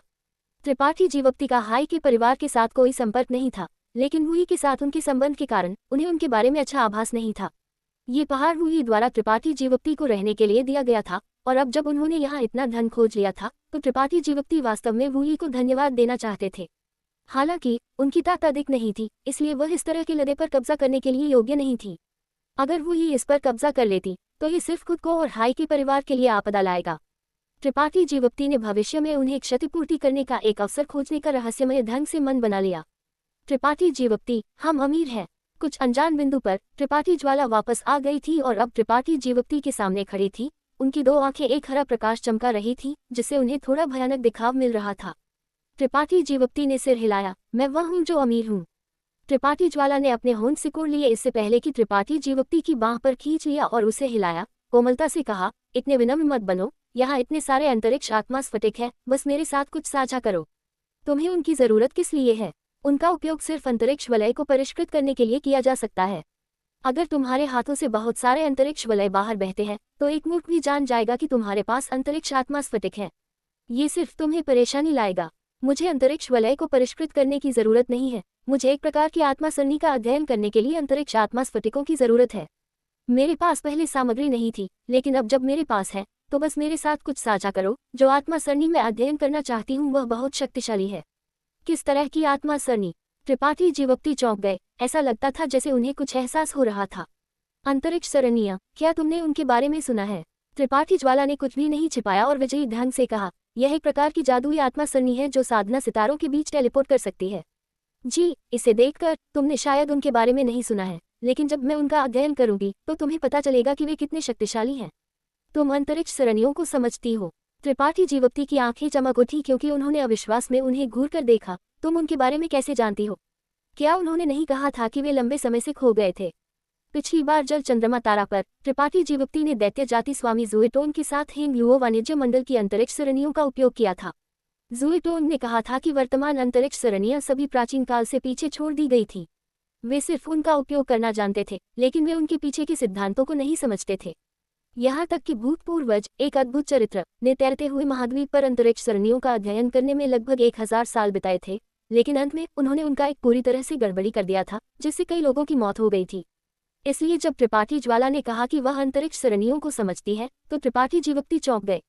एक सवाल था जो उन्होंने कभी त्रिपाठी ज्वाला से नहीं पूछा था, और वह ये था कि वह इतनी कम उम्र में पहले से ही एक उत्पत्ति श्रेणी कलाकृति शोधक क्यों थी, जबकि वह खुद सिर्फ एक संत राजा श्रेणी उच्च स्तरीय रसायन विज्ञानी थे। त्रिपाठी ज्वाला उनसे भी छोटी थी, इसलिए भले ही उनकी योग्यता उत्कृष्ट थी, उनके अपने प्रयासों से इस स्तर तक पहुंचना असंभव था। अब जब उन्होंने कहा कि वह अंतरिक्ष सरणियों को समझती है, तो त्रिपाठी जीवप्ती और भी हैरान थे। त्रिपाठी ज्वाला ने कुछ शब्द बुदबुदाए, ऐसा लगता था जैसे वह जवाब नहीं देना चाहती थी। भूल जाओ, कुछ भी कहने की जरूरत नहीं है, त्रिपाठी जीवप्ती ने उन्हें मजबूर नहीं किया। किसके दिल में रहस्य नहीं थे? रहस्यों को दूसरों के सामने प्रकट नहीं किया जा सकता था, और त्रिपाठी जीवप्ती ने कभी भी दूसरों के रहस्यों के बारे में पूछताछ करना पसंद नहीं किया था। तो क्या तुम इसे मुझे दोगी या नहीं? त्रिपाठी ज्वाला ने कड़वाहट से कहा, डरते हुए कि त्रिपाठी जीवप्ती मना कर देंगे। जल्दी से जोड़ते हुए, मैं तुम्हें बताऊंगी, अगर मैं इस अंतरिक्ष सरणी का अध्ययन करती हूँ तो हम न केवल छायादार तारा से टेलीपोर्ट करने में सक्षम होंगे, हम अन्य साधना सितारों तक भी टेलीपोर्ट करने में सक्षम हो सकते हैं। क्या? त्रिपाठी जीवप्ती इस बार वास्तव में चौंक गए थे। तुम जीवन भर छायादार तारा पर फंसे रहना नहीं चाहते, है ना? त्रिपाठी ज्वाला ने त्रिपाठी जीवप्ती की अभिव्यक्ति का अवलोकन किया और जल्दी से लोहा गर्म होने पर वार किया। बाहर कई अद्भुत चीजें हैं जिन्हें हमने अभी तक नहीं देखा है। मैंने सुना है कि छायादार तारा के क्षेत्र में उत्पत्ति राजा क्षेत्र स्वामी है और वहाँ कई उत्पत्ति राजा श्रेणी सामग्री है। उन सामग्रियों के साथ मैं उत्पत्ति राजा श्रेणी कलाकृतियों को परिष्कृत कर सकती हूँ। जब समय आएगा तो मैं तुम्हें उस ग्रेड की एक कलाकृति को परिष्कृत करने में मदद कर सकती हूँ। भले ही तुम वहाँ खड़े होकर दूसरों के लिए एक लक्ष्य के रूप में कार्य करो, तुम्हें चोट नहीं लगेगी। ये छोटी लड़की वास्तव में मुझे फायदों से लुभाना जानती है। हालांकि यह अकाट्य था कि त्रिपाठी जीवप्ती वास्तव में लालच में थे। वह त्रिपाठी ज्वाला के असुरक्षित वादे के कारण लालच में नहीं थे, बल्कि तुंगशुवान क्षेत्र पर अपने परिवार और दोस्तों के कारण। अगर त्रिपाठी ज्वाला वास्तव में एक अंतरिक्ष सरणी विकसित कर सकती थी जो साधना सितारों के बीच टेलीपोर्ट कर सकती थी, तो छायादार तारा के क्षेत्र में पैर जमाने के बाद वह अपने परिवार और दोस्तों को छायादार तारा के क्षेत्र में ला सकते थे और उन्हें यहाँ समृद्ध साधना संसाधनों का आनंद लेने दे सकते थे। अब जब अंतरिक्ष आत्मा स्फटिक लदे और अंतरिक्ष सरणियों के रहस्य प्रकट हो गए हैं, तो क्या आप जानना चाहेंगे कि त्रिपाठी जीवप्ती वुई और हाई के परिवार के साथ कैसे निपटते हैं और दूसरा पत्थर का गोलेम विकसित करने के लिए क्या आवश्यक है? एपिसोड 11-19। भले ही वह लुभाए गए थे, त्रिपाठी जीवप्ती ने इसे नहीं दिखाया और बस पूछा, अगर तुम्हारी अंतरिक्ष सरणी वास्तव में सफल होती है तो ये तुम्हें कितनी दूर तक टेलीपोर्ट कर सकती है? त्रिपाठी ज्वाला ने ताना मारा, अंतरिक्ष सरणियां दूरी की बाधाओं को तोड़ने के लिए डिजाइन की गई हैं। जब तक तुम दो बिंदुओं का सटीक स्थान निर्धारित कर सकते हो, दूरी कोई समस्या नहीं है। कोई दूरी सीमा नहीं है। त्रिपाठी जीवप्ती की आंखें चमक उठी। त्रिपाठी ज्वाला ने एक पल के लिए सोचा, इससे पहले की गंभीरता से कहा, सिद्धांत में हाँ, लेकिन व्यवहार में हमें इसका ध्यान से अध्ययन करने की जरूरत है। क्या तुम इसे मुझे दोगे या नहीं? बेशक। त्रिपाठी जीवप्ती हंसे और उदारता से अपना हाथ हिलाया। किसी भी मामले में यहाँ इतने सारे अंतरिक्ष आत्मा स्फटिक थी कि वह उन सभी का उपयोग नहीं कर सकते थे।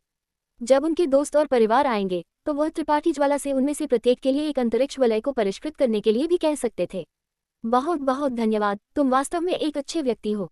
त्रिपाठी ज्वाला अत्यधिक खुश थी और त्रिपाठी जीवप्ती को दौड़कर चुंबन देने के लिए इंतजार नहीं कर सकी। तुरंत अंतरिक्ष आत्मा स्फटिकों को एकत्रित करने के लिए बगल में दौड़ गईं। हालांकि जिस गति से उन्होंने अंतरिक्ष आत्मा स्फटिकों को एकत्रित किया वह पत्थर नेवले की तुलना में कहीं अधिक धीमी थी। केवल वही चीजें जो उन्होंने अपने वलय में डाली उन्हें वास्तव में उनका माना जा सकता था। त्रिपाठी ज्वाला इस सिद्धांत को किसी और से बेहतर समझती थी। त्रिपाठी जीवप्ती उनके जितने निराश नहीं थे। शुरुआती आश्चर्य और उत्साह का अनुभव करने के बाद वह धीरे धीरे शांत हो गए और पत्थर नेवले को अंतरिक्ष आत्मा स्फटिक खान पर कुतरते हुए देखा, ये देखते हुए कि अशुद्धियों की परत के बाद परत उसके शरीर से रिस गई और छील गई। इससे कभी नहीं थके। इतने सालों की साधना और इंतजार के बाद, इतने सारे कीमती अस्कों का उपभोग करने के बाद उन्हें आखिरकार अपने निवेश पर एक वापसी मिली थी। और क्या है, पत्थर नेवले की वापसी आश्चर्यजनक थी। पहला लदा जो उसने ढूंढा वह वास्तव में एक अंतरिक्ष आत्मा स्फटिक खान थी। त्रिपाठी ज्वाला के अनुसार वह दुर्लभ अयस्कों के प्रति स्वाभाविक रूप से संवेदनशील था, इसलिए जब तक वह उसके पास था, त्रिपाठी जीवप्ती भविष्य में दुर्लभ अयस्कों को आसानी से प्राप्त करने में सक्षम होंगे जिन्हें अन्य नहीं ढूंढ सकते थे। दुर्भाग्य से उनके पास सिर्फ एक रक्तसार पत्थर था। अगर उनके पास एक और होता तो पत्थर नेवला को पूरी तरह से पुनर्जीवित होने में सक्षम होना चाहिए। त्रिपाठी ज्वाला को बहुत पसीना आ रहा था जबकि पत्थर नेवला पूरी तेजी से काम कर रहा था। दूसरी ओर त्रिपाठी जीवप्ती बहुत बेकार थे। आधे दिन बाद त्रिपाठी ज्वाला सांस लेते हुए त्रिपाठी जीवप्ती के पास दौड़कर आईं और खुद को बहाल करने के लिए एक संत स्फटिक बाहर निकाला। उनके दिखाव को देखते हुए ऐसा लगता था जैसे वह और खनन करना चाहती थी। कितनी दया की बात है, त्रिपाठी ज्वाला ने अचानक कहा। क्या दया की बात है? त्रिपाठी जीवप्ती स्तब्ध थे। अन्य सिर्फ इतना जानते हैं कि अंतरिक्ष आत्मा स्फटिकों का उपयोग अंतरिक्ष वलय को परिष्कृत करने और अंतरिक्ष सरणियों को व्यवस्थित करने के लिए किया जाता है, लेकिन वास्तव में उनका एक और उपयोग है। ओह, तुम क्या जानती हो जो अन्य नहीं जानते? त्रिपाठी जीवक्ति हंसे। हालांकि उन्होंने त्रिपाठी ज्वाला के साथ जो समय बिताया वह लंबा नहीं था, लेकिन यह लड़की हमेशा लोगों को आश्चर्यचकित महसूस कराती थी। इसका उनकी उपस्थिति से कोई लेना देना नहीं था, न ही उनकी आकृति से। ये पूरी तरह से उनकी सच्ची क्षमता थी, इसलिए त्रिपाठी जीवक्ति ने उन्हें कम नहीं आंका। इसका उपयोग साधना के लिए भी किया जा सकता है। त्रिपाठी ज्वाला ने सिर हिलाया। तुम नहीं जानते, है ना? बहुत से लोग नहीं जानते। जी, ये कहा जा सकता है कि बहुत कम लोग इसके बारे में जानते हैं। अंतरिक्ष आत्मा स्फटिकों का उपयोग साधना के लिए किया जा सकता है। त्रिपाठी जीवक्ति स्तब्ध थे। संत स्फटिकों की तरह, क्या इसका उपयोग ऊर्जा को अवशोषित करने और किसी की ताकत को बढ़ाने के लिए किया जा सकता है? जी, लेकिन हम नहीं कर सकते। ये सिर्फ एक विशेष प्रकार के व्यक्ति के लिए उपयुक्त है। सिर्फ एक साधक जो अंतरिक्ष के मार्ग को समझता है, वह अंतरिक्ष के मार्ग की अपनी समझ को बढ़ाने के लिए इसका उपयोग कर सकता है। त्रिपाठी ज्वाला ने जारी रखा, पूरी तरह से ध्यान नहीं दिया कि त्रिपाठी जीवक्ति की अभिव्यक्ति अजीब हो गई थी। अंतरिक्ष का मार्ग बहुत स्पष्ट और रहस्यमय है। न केवल इसकी मूल बातें को समझना मुश्किल है, बल्कि इसमें महारत हासिल करना और भी मुश्किल है। आज पीछे छोड़ी गई अंतरिक्ष सरणियां सभी उन लोगों द्वारा बनाई गई थी जिन्होंने प्राचीन काल में अंतरिक्ष के मार्ग की साधना की थी। अंतरिक्ष वलय का शोधन भी उनके द्वारा विकसित किया गया था। हम सिर्फ उनके नेतृत्व का पालन कर रहे हैं। मैं साहस के साथ कह सकती हूँ कि तारे के पूरे क्षेत्र में 20 से अधिक साधक नहीं है जो अंतरिक्ष के मार्ग का उपयोग करना समझते हैं, और इन 20 में से सिर्फ कुछ ही इसका उपयोग अपने दुश्मनों के खिलाफ कर सकते हैं। ओह, तुम क्या कर रहे हो? त्रिपाठी ज्वाला ने अपना सिर मोड़ा और पाया कि त्रिपाठी जीवक्ति वास्तव में एक अंतरिक्ष आत्मा स्फटिक को पकड़े हुए थे जिसे पत्थर नेवले द्वारा शांत कर दिया गया था और हंसने में मदद नहीं कर सके। तुम इस अंतरिक्ष आत्मा स्फटिक की शक्ति को अवशोषित नहीं करना चाहते, है ना? कोशिश करने की जरूरत नहीं है। अगर तुम अंतरिक्ष के मार्ग को नहीं समझते हो तो तुम इसे अवशोषित नहीं कर पाओगे, लेकिन अगर तुम अंतरिक्ष के मार्ग को समझते हो तो क्या तुम जानते हो कि वे लोग अंतरिक्ष के मार्ग की गहरी समझ क्यों नहीं रखते हैं? सबसे पहले, वे अंतरिक्ष आत्मा स्फटिकों का उपयोग साधना के लिए नहीं करना जानते हैं, और दूसरा, क्योंकि बहुत कम अंतरिक्ष आत्मा स्फटिक हैं, वे उनका उपयोग साधना के लिए नहीं कर सकते हैं। इस तरह की साधना सिर्फ पैसे जलाना है, कुछ ऐसा जो ज्यादातर लोग बर्दाश्त नहीं कर सकते हैं। ऐसा कहते हुए त्रिपाठी ज्वाला ने अपना मुंह बंद कर लिया और उनकी आंखें चौड़ी हो गई क्योंकि उन्होंने त्रिपाठी जीवक्ति के हाथ में अंतरिक्ष आत्मा स्फटिक को अविश्वास में घूर कर देखा। उन्हें लगा कि एक स्पष्ट ऊर्जा इस अंतरिक्ष आत्मा स्फटिक से उमड़ रही थी और फिर त्रिपाठी जीवक्ति के शरीर में अवशोषित हो रही थी। ये सोचकर कि यह सिर्फ एक भ्रम था, उन्होंने इस पर करीब से ध्यान दिया। अंतरिक्ष आत्मा स्फटिक से वास्तव में ऊर्जा बह रही थी, एक टपकती धारा की तरह त्रिपाठी जीवक्ति के शरीर में। ये एक भ्रम नहीं था। त्रिपाठी ज्वाला चौंक गई। क्या ये वास्तव में संभव है? त्रिपाठी जीवक्ति सुखद रूप से आश्चर्यचकित थे। अंतरिक्ष के मार्ग के अपने शोध में त्रिपाठी जीवक्ति ने हमेशा शून्य की अशांतता पर भरोसा किया था, लेकिन वहां अध्ययन करना न केवल खतरनाक था बल्कि बहुत कम फायदा भी था। तैरते हुए महाद्वीप को छोड़ने के बाद से त्रिपाठी जीवक्ति ने ऐसा करना बंद कर दिया था क्योंकि उन्होंने पाया था कि अंतरिक्ष के मार्ग पर उनकी महारत एक ठहराव पर पहुंच गई थी, इसलिए ऐसा करने का कोई मतलब नहीं था। आज त्रिपाठी ज्वाला की बातें सुनने के बाद त्रिपाठी जीवक्ति ने इसे आजमाने में मदद नहीं की और परिणाम आश्चर्यजनक रूप से अच्छे थे। अंतरिक्ष आत्मा स्फटिक का उपयोग वास्तव में अंतरिक्ष के मार्ग पर किसी की महारत को बढ़ाने के लिए साधना के लिए किया जा सकता था। तुम अंतरिक्ष के मार्ग को समझते हो? त्रिपाठी ज्वाला चीखने में मदद नहीं कर सकी। जी, मैं उन 20 लोगों में से एक हूँ जिनका तुमने उल्लेख किया था, त्रिपाठी जीवक्ति ने अर्थपूर्ण ढंग से हंसते हुए कहा। हे भगवान, तुम किस तरह के राक्षस हो? त्रिपाठी ज्वाला का सुंदर चेहरा पीला पड़ गया। उन्हें कभी उम्मीद नहीं थी कि वह ऐसे व्यक्ति से मिलेंगी। त्रिपाठी जीवक्ति की अंतरिक्ष के मार्ग पर महारत उनके उत्पत्ति श्रेणी कलाकृति शोधक होने की तुलना में और भी अविश्वसनीय थी। ये वही है, हम दोनों के रहस्य हैं। त्रिपाठी जीवक्ति ने हल्के से सिर हिलाया। अच्छा, मैं थोड़ी देर के लिए साधना करने जा रहा हूँ। तुम खुद अंतरिक्ष आत्मा स्फटिक का खनन कर सकती हो। जितना तुम खनन करती हो वह तुम्हारा है। जब समय आएगा तो बस पत्थर नेवले से इसे तुम्हारे लिए परिष्कृत करने के लिए कहना।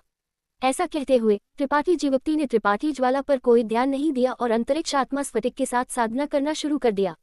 त्रिपाठी ज्वाला ने थोड़ी देर के लिए विचारों में खो गई, इससे पहले कि अपना सिर हिलाया। जितना अधिक वह इस आदमी के साथ बातचीत करती थी, उतना ही अधिक वह उसे समझ नहीं पाती थी। हालांकि त्रिपाठी जीवक्ति को उनके खिलाफ कोई रक्षा नहीं डालते हुए देखकर त्रिपाठी ज्वाला को बहुत संतुष्टि महसूस हुई, इसलिए उन्होंने उन्हें और परेशान नहीं किया और इसके बजाय पत्थर नेवले की ओर चल पड़ी और उसके साथ खनन करना शुरू कर दिया। अंतरिक्ष आत्मा स्फटिकों में ऊर्जा संत स्फटिकों में ऊर्जा के कुछ समान थी, लेकिन जैसा कि त्रिपाठी ज्वाला ने कहा था, हर कोई इसे अवशोषित नहीं कर सकता था। यहाँ तक कि त्रिपाठी जीवक्ति भी अपनी अंतरिक्ष शक्ति का उपयोग किए बिना अंतरिक्ष आत्मा स्फटिकों से कोई ऊर्जा अवशोषित नहीं कर सकते थे। लेकिन एक बार जब उन्होंने ऐसा किया तो त्रिपाठी जीवक्ति अंतरिक्ष आत्मा स्फटिकों से उमड़ते हुए और उनके शरीर में बहते हुए एक अतुलनीय रूप से अद्भुत भावना महसूस कर सकते थे। इस तरह की ऊर्जा संत की से अलग थी और किसी के भौतिक शरीर की ताकत पर कोई प्रभाव नहीं था, लेकिन जैसे जैसे उनकी ताकत बढ़ी त्रिपाठी जीवप्ती ने स्पष्ट रूप से महसूस किया कि अंतरिक्ष के मार्ग पर उनकी समझ स्पष्ट और अधिक कुशल हो रही थी। अतीत में जब त्रिपाठी जीवप्ती शून्य में डूबे हुए थे तो ये वर्तमान के खिलाफ एक नाव को पतवार करने जैसा था। ये बहुत मुश्किल था, सभी प्रकार की परेशानियां उनके दिमाग में लटक रही थी और उनके रास्ते को अवरुद्ध कर रही थी। अक्सर कुछ सुराग समझने के लिए बहुत प्रयास और समय लगेगा, लेकिन अब यह अलग था। त्रिपाठी जीवप्ती ने पहले कभी ऐसी भावना का अनुभव नहीं किया था। अंतरिक्ष के मार्ग के रहस्य चौड़े खुल गए थे, जिससे उन्हें स्वतंत्र रूप से उनका पता लगाने और सभी प्रकार के रहस्यों में झांकने की अनुमति मिली। त्रिपाठी जीवप्ती ने कभी नहीं जाना था कि अंतरिक्ष के मार्ग के रहस्यों की साधना इतनी सरल और आसान हो सकती है। अत्यधिक उत्साहित त्रिपाठी जीवप्ती ने साधना करना शुरू कर दिया, अपने चारों ओर सब कुछ भूल गए। लेकिन जल्द ही त्रिपाठी जीवप्ती ने एक समस्या खोज ली। वास्तव में, जैसा कि त्रिपाठी ज्वाला ने पहले कहा था, इस तरह की साधना सिर्फ एक अति उदार कार्य था। अंतरिक्ष आत्मा स्फटिकों की खपत सन स्फटिकों की तुलना में कहीं अधिक तेज थी। उच्च स्तरीय सन स्फटिक का एक एकल टुकड़ा त्रिपाठी जीवप्ती द्वारा पूरी तरह से उसके अंदर की ऊर्जा को अवशोषित करने से पहले 2 घंटे के लिए साधना करने के लिए उपयोग किया जा सकता था। हालांकि पत्थर नेवले द्वारा परिष्कृत मुट्ठी के आकार का एक अंतरिक्ष आत्मा स्फटिक का टुकड़ा गायब होने से पहले सिर्फ 1 घंटे से भी कम समय तक चला। एक एकल दिन में त्रिपाठी जीवप्ती परिष्कृत अंतरिक्ष आत्मा स्फटिक सार के 1 दर्जन से अधिक टुकड़ों का उपभोग करेंगे, जो कम से कम कई 100,000 उच्च स्तरीय सन स्फटिकों के बराबर था। इतनी कीमत कौन बर्दाश्त कर सकता था? यहाँ तक कि हेमलुओ वाणिज्य मंडल जैसा एक विशाल भी इसे बर्दाश्त नहीं कर पाएगा। अगर त्रिपाठी जीवप्ती इस तरह साधना करना जारी रखते तो वह जल्द ही दिवालिया हो जाएंगे। सौभाग्य से पत्थर नेवले ने इतनी बड़ी अंतरिक्ष आत्मा स्फटिक खान की खोज की थी, और सौभाग्य से वुई ने उन्हें इस पहाड़ को रहने के लिए दिया था। त्रिपाठी जीवप्ती ने अत्यधिक आभार महसूस किया। समय उड़ गया और 10 दिन बाद त्रिपाठी जीवप्ती ने लगभग 200 अंतरिक्ष आत्मा स्फटिकों का उपभोग कर लिया था। पिछली बार पत्थर नेवले ने जो कुछ वापस लाया था उसका आधे से अधिक। सौभाग्य से पिछले 10 दिनों या उससे अधिक समय से पत्थर कठपुतली लगातार खनन कर रहा था, और अब भूमिगत गुफा पहले से कहीं अधिक बड़ी हो गई थी, कई गुना बड़ी। त्रिपाठी जीवप्ती के आवाहन को महसूस करते हुए पत्थर नेवला चलकर आया, अपना मुंह खोला और त्रिपाठी जीवप्ती के सामने कुछ 100 और परिष्कृत अंतरिक्ष आत्मा स्फटिक रख दिए। त्रिपाठी ज्वाला त्रिपाठी जीवप्ती को देख नहीं सकी। उन्हें लगा कि त्रिपाठी जीवप्ती एक बुराई स्वामी दास थे, जबकि पत्थर नेवला एक गरीब छोटा दास था जिसने सिर्फ अंतरिक्ष आत्मा स्फटिक एकत्रित करने के लिए इतनी मेहनत की थी ताकि त्रिपाठी जीवप्ती द्वारा उसका शोषण किया जा सके। राक्षस रहस्यमय पुस्तक में कई 100 अंतरिक्ष आत्मा स्फटिक डालकर त्रिपाठी जीवप्ती ने फिर से साधना करना शुरू कर दिया। उन्हें लगा कि अंतरिक्ष के मार्ग पर उनकी समझ ने एक बड़ी छलांग लगाई है, और हालांकि उन्होंने अभी तक इसका परीक्षण नहीं किया था, उन्होंने अनुमान लगाया कि अब जब वह अंतरिक्ष को फाड़ सकते थे तो वह दूरी जिसे वह स्थानांतरित कर सकते थे वह निश्चित रूप से 1000 किलोमीटर से अधिक थी। इस दिन त्रिपाठी जीवप्ती के हाथ में अंतरिक्ष आत्मा स्फटिक फिर से गायब हो गया। धीरे धीरे अपनी आंखें खोलते हुए उन्होंने त्रिपाठी ज्वाला को एक दर्दनाक अभिव्यक्ति के साथ उन्हें देखते हुए देखा। वह उनके सामने चुपचाप बैठी थी, उनका शरीर मिट्टी से ढका हुआ था, उनके हाथ उनके गालों पर टिके हुए थे क्योंकि वह उन्हें घूर रही थी। तुम एकत्रित क्यों नहीं कर रही हो? त्रिपाठी जीवप्ती ने पूछा। त्रिपाठी ज्वाला ने अपने होंठ सिकोड़ लिए और कहा, मैंने पाया कि मुझे अंतरिक्ष आत्मा स्फटिक एकत्रित करने के लिए इतनी मेहनत करने की जरूरत नहीं थी। मैंने बस छोटा बच्चा को उन्हें एकत्रित करने दिया। अगर मुझे उनका उपयोग करने की जरूरत है तो मैं बस तुम्हें ढूंढ सकती हूँ। छोटा बच्चा? त्रिपाठी जीवप्ती ने भौहें सिकोड़ ली। त्रिपाठी ज्वाला ने पत्थर नेवले की ओर इशारा किया, जो लगन से अंतरिक्ष आत्मा स्फटिक पर कुतर रहा था। त्रिपाठी जीवप्ती को एहसास हुआ कि उन्होंने उनकी अनुमति के बिना इस छोटे से आदमी को एक नाम दिया था। मुस्कुराते हुए उन्होंने कहा, तुमने आखिरकार ध्यान दिया। तुम खुले विवेक के साथ इसके श्रम के फलों का आनंद ले रहे हो, तो मुझे एक श्रमिक के रूप में काम क्यों करना चाहिए? त्रिपाठी ज्वाला खड़ी हुई और अपने नितंबों से धूल झाड़ी। ऊपर चलते हैं। मैं अंतरिक्ष आत्मा स्फटिक को उसके लिए छोड़ दूंगी, मुझे अभी भी कुछ कलाकृति शोधन करना है। त्रिपाठी जीवप्ती ने एक पल के लिए सोचा, इससे पहले कि सिर हिलाया। ठीक है। अब जब त्रिपाठी जीवप्ती अंतरिक्ष के मार्ग में प्रगति कर रहे हैं और त्रिपाठी ज्वाला अंतरिक्ष सरनी पर शोध शुरू करने के लिए तैयार हैं, तो क्या आप जानना चाहेंगे कि वे भूमिगत गुफा से कैसे निकलते हैं और वुई के साथ क्या होता है? एपिसोड 11-20। दोनों छिपी हुई गुफा से बाहर निकले और त्रिपाठी ज्वाला ने त्रिपाठी जीवप्ती को एक तरफ खींचा और कहा, एक पल इंतजार करो, मैं इस जगह को छिपाने के लिए एक आत्मा सरनी व्यवस्थित करूंगी। ठीक है। त्रिपाठी ज्वाला न केवल कलाकृति शोधन में बल्कि आत्मा सरणियों में भी निपुण थी। ये कुछ ऐसा नहीं था जिसकी तुलना एक आधा पका त्रिपाठी जीवप्ती कर सकता था। त्रिपाठी ज्वाला ने अपने अंतरिक्ष वलय से विभिन्न प्रकार की सामग्रियां बाहर निकाली और उन्हें परिष्कृत करना शुरू किया, इससे पहले कि उन्हें गुफा के प्रवेश द्वार के चारों ओर एक यादृच्छिक लेकिन वास्तव में व्यवस्थित ढंग से व्यवस्थित किया। उनके समाप्त होने के बाद गुफा का प्रवेश द्वार अचानक गायब हो गया। यह न केवल नंगी आंख के लिए अदृश्य था, बल्कि किसी की दिव्य चेतना से पता लगाना भी मुश्किल था। त्रिपाठी ज्वाला ने संतुष्टि के साथ अपने हाथों से ताली बजाई। बस इस स्थिति को याद रखना, अगली बार जब तुम यहाँ आओगे तो बस यहाँ से नीचे कूद जाना। त्रिपाठी जीवप्ती भी उनके व्यवस्थीकरण से काफी संतुष्ट थे। हालांकि वह यहाँ फिर से नहीं आ सकते थे, दूसरों को दुर्घटना से इस गुफा की खोज करने से रोकना बेहतर था। एक बार जब यहाँ बड़ी संख्या में अंतरिक्ष आत्मा स्फटिकों की खबर लीक हो गई तो पूरे छायादार तारा में उबाल आ जाएगा। प्राचीन काल से धन ने हमेशा लोगों के दिलों को प्रेरित किया था, इसलिए अंतरिक्ष आत्मा स्फटिक जैसे कीमती अयस्कों की परवाह कोई नहीं करेगा। वे दोनों गुफा की ओर चल पड़े, लेकिन इससे पहले कि वे वहां पहुंचते, त्रिपाठी जीवप्ती की अभिव्यक्ति अचानक बदल गई। उन्होंने पाया कि यू फैंग किसी अनजान कारण से दौड़कर आया था और उनकी अभिव्यक्ति कुछ चिंतित लग रही थी। इस समय वह गुफा के पास इधर उधर टहल रहे थे, ऐसा लग रहा था जैसे वह उन्हें ढूंढ रहे थे। त्रिपाठी जीवप्ती ने तेजी लाने में मदद नहीं की और जल्द ही यू फैंग के सामने पहुंचे। यू भ्राता। त्रिपाठी जीवप्ती। यू फैंग एक सिर रहित मक्खी की तरह थे। त्रिपाठी जीवप्ती का कोई निशान नहीं ढूंढ पा रहे थे, इसलिए जब उन्होंने ये चिल्लाहट सुनी तो वह अत्यधिक खुश महसूस करने में मदद नहीं कर सके। तुम कहाँ भाग गए थे? मैंने पूरे अजगर गुफा पर्वत में खोज की लेकिन तुम्हें नहीं ढूंढ पाया। मुझे लगा कि तुम पहले ही चले गए हो। त्रिपाठी जीवप्ती हंसे। मैं त्रिपाठी ज्वाला के साथ टहलने गया था। अगर मैं जाना चाहता तो मैंने वूई को अलविदा कह दिया होता। मैं अलविदा कहे बिना कैसे जा सकता था? यू फैंग ने सिर हिलाया और उन्हें बाधित किया, गंभीरता से कहा, क्या तुम वास्तव में अब जा रहे हो? त्रिपाठी जीवप्ती ने भौहें सिकोड़ने में मदद नहीं की। तुम्हारा क्या मतलब है? क्या कुछ हुआ? त्रिपाठी जीवप्ती जानते थे कि वूई उन्हें भगाएंगी नहीं। वूई का एक बड़ा सपना था और इसी सपने के कारण उन्होंने उन्हें अजगर गुफा पर्वत को एक अस्थायी निवास के रूप में दिया था। इसके अलावा वूई पिछले कुछ दिनों से उनसे कई बार मिलने आई थी और उनके साथ अच्छा व्यवहार किया था। हालांकि चूंकि यू फैंग यहाँ आए थे, उन्हें वूई द्वारा सौंपा जाना चाहिए था। अगर कोई दुर्घटना नहीं हुई होती तो वूई यहाँ नहीं आती। त्रिपाठी जीवप्ती को तुरंत याद आया कि उन्होंने पहले कुछ लोगों को मारा था। ये बहुत संभावित था कि उनका जूतियान से कुछ लेना देना था। जड़ों को हटाए बिना खरपतवारों को काटना वास्तव में परिणाम होंगे। यू फैंग ने जल्दी से कहा, मेरे पास बहुत कुछ समझाने का समय नहीं है। एक नज़र डालो और देखो कि क्या तुम्हें कुछ पैक करने की ज़रूरत है। अगर है तो इसे जल्दी से पैक करो। मैं तुम्हें अब दूर ले जाऊंगा और तुम्हें रास्ते में समझाऊंगा। क्या बात है? मैं अभी भी स्नान करना चाहती हूँ। त्रिपाठी ज्वाला ने गंदे चेहरे के साथ कहा, अभी भी स्थिति को नहीं समझ रही थी। भूमिगत गुफा में इतना समय बिताने के बाद उनका पूरा शरीर गंदा था। त्रिपाठी ज्वाला जी, कृपया तब तक इंतजार करें जब तक हम धुलने के लिए एक सुरक्षित जगह पर नहीं पहुंच जाते। तुम किस बात का इंतजार कर रही हो? अगर तुम्हें कुछ पैक करने की जरूरत नहीं है तो हम अब निकलेंगे। यू फैंग ने उन दोनों के चेहरों पर उदासीन नजर देखी और चिंतित महसूस करने में मदद नहीं कर सके। त्रिपाठी जीवप्ती हंसने में मदद नहीं कर सके। यू भ्राता, कृपया शांत हो जाओ। क्या हुआ? यू फैंग ने परेशानी में अपना पैर पटका, चाहते थे कि वह त्रिपाठी जीवप्ती को बेहोश कर दे ताकि वह बकवास करना जारी न रखें। मैंने तुम्हें बताया था कि समझाने का कोई समय नहीं था। मैं तुम्हें यहाँ लंबे समय से ढूंढ रहा हूँ और छोटी मालकिन परिवार में समय टाल रही हैं। अगर तुम अब नहीं जाते हो तो यह वास्तव में बहुत देर हो जाएगी। जी, पहले ही देर हो चुकी है। त्रिपाठी जीवप्ती की अभिव्यक्ति बदल गई क्योंकि उन्होंने अपनी आंखें उस तरफ मोड़ ली जहां लोगों का एक बड़ा समूह तेजी से उनकी ओर उड़ रहा था। तारा शटल की नीली रोशनी उल्काओं की तरह आकाश में फैल गई। यू फैंग का चेहरा काला पड़ गया क्योंकि उन्होंने आह भरने में मदद नहीं की, जानते हुए कि छोटी मालकिन के प्रयास व्यर्थ गए थे। इस तथ्य का फायदा उठाते हुए कि ये लोग अभी तक नहीं पहुंचे थे, उन्होंने जल्दी से याद दिलाया, यांग भ्राता, क्या तुमने कुछ समय पहले जू परिवार के छोटे स्वामी में से एक को पीटा नहीं था?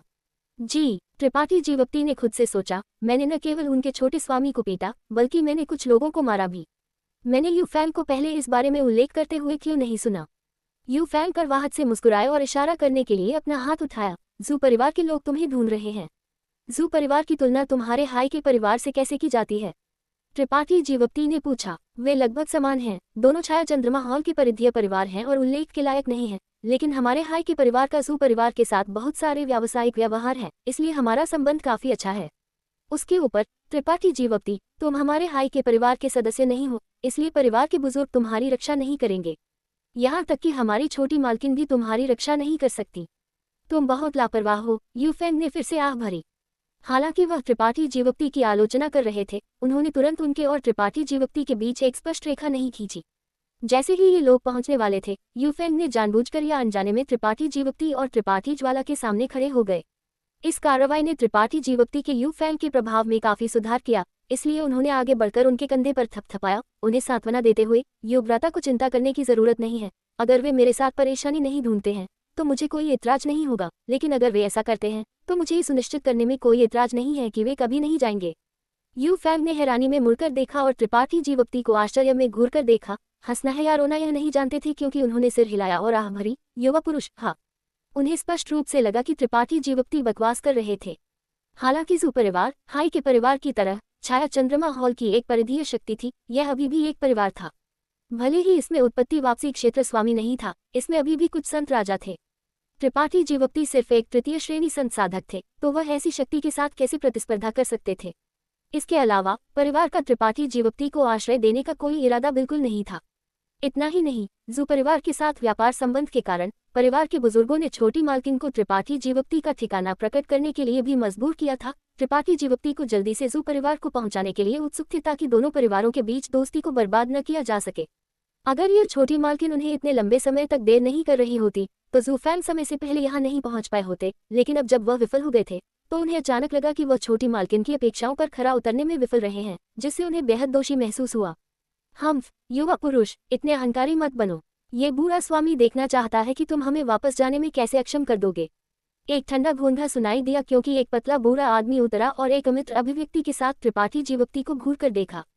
त्रिपाठी जीवप्ती ने उन शब्दों को अभी फुसफुसाया नहीं था, इसलिए स्वाभाविक रूप से उन्हें इस बूढ़े आदमी ने सुन लिया था। उनके शब्दों का पालन करते हुए एक के बाद एक आकृति उतरी, कुल मिलाकर 20 लोग। इन 20 लोगों में बूढ़े और युवा, पुरुष और महिलाएं थीं और उनकी साधना अलग अलग थी, लेकिन उनमें से सबसे मजबूत सिर्फ एक तृतीय श्रेणी संत राजा था।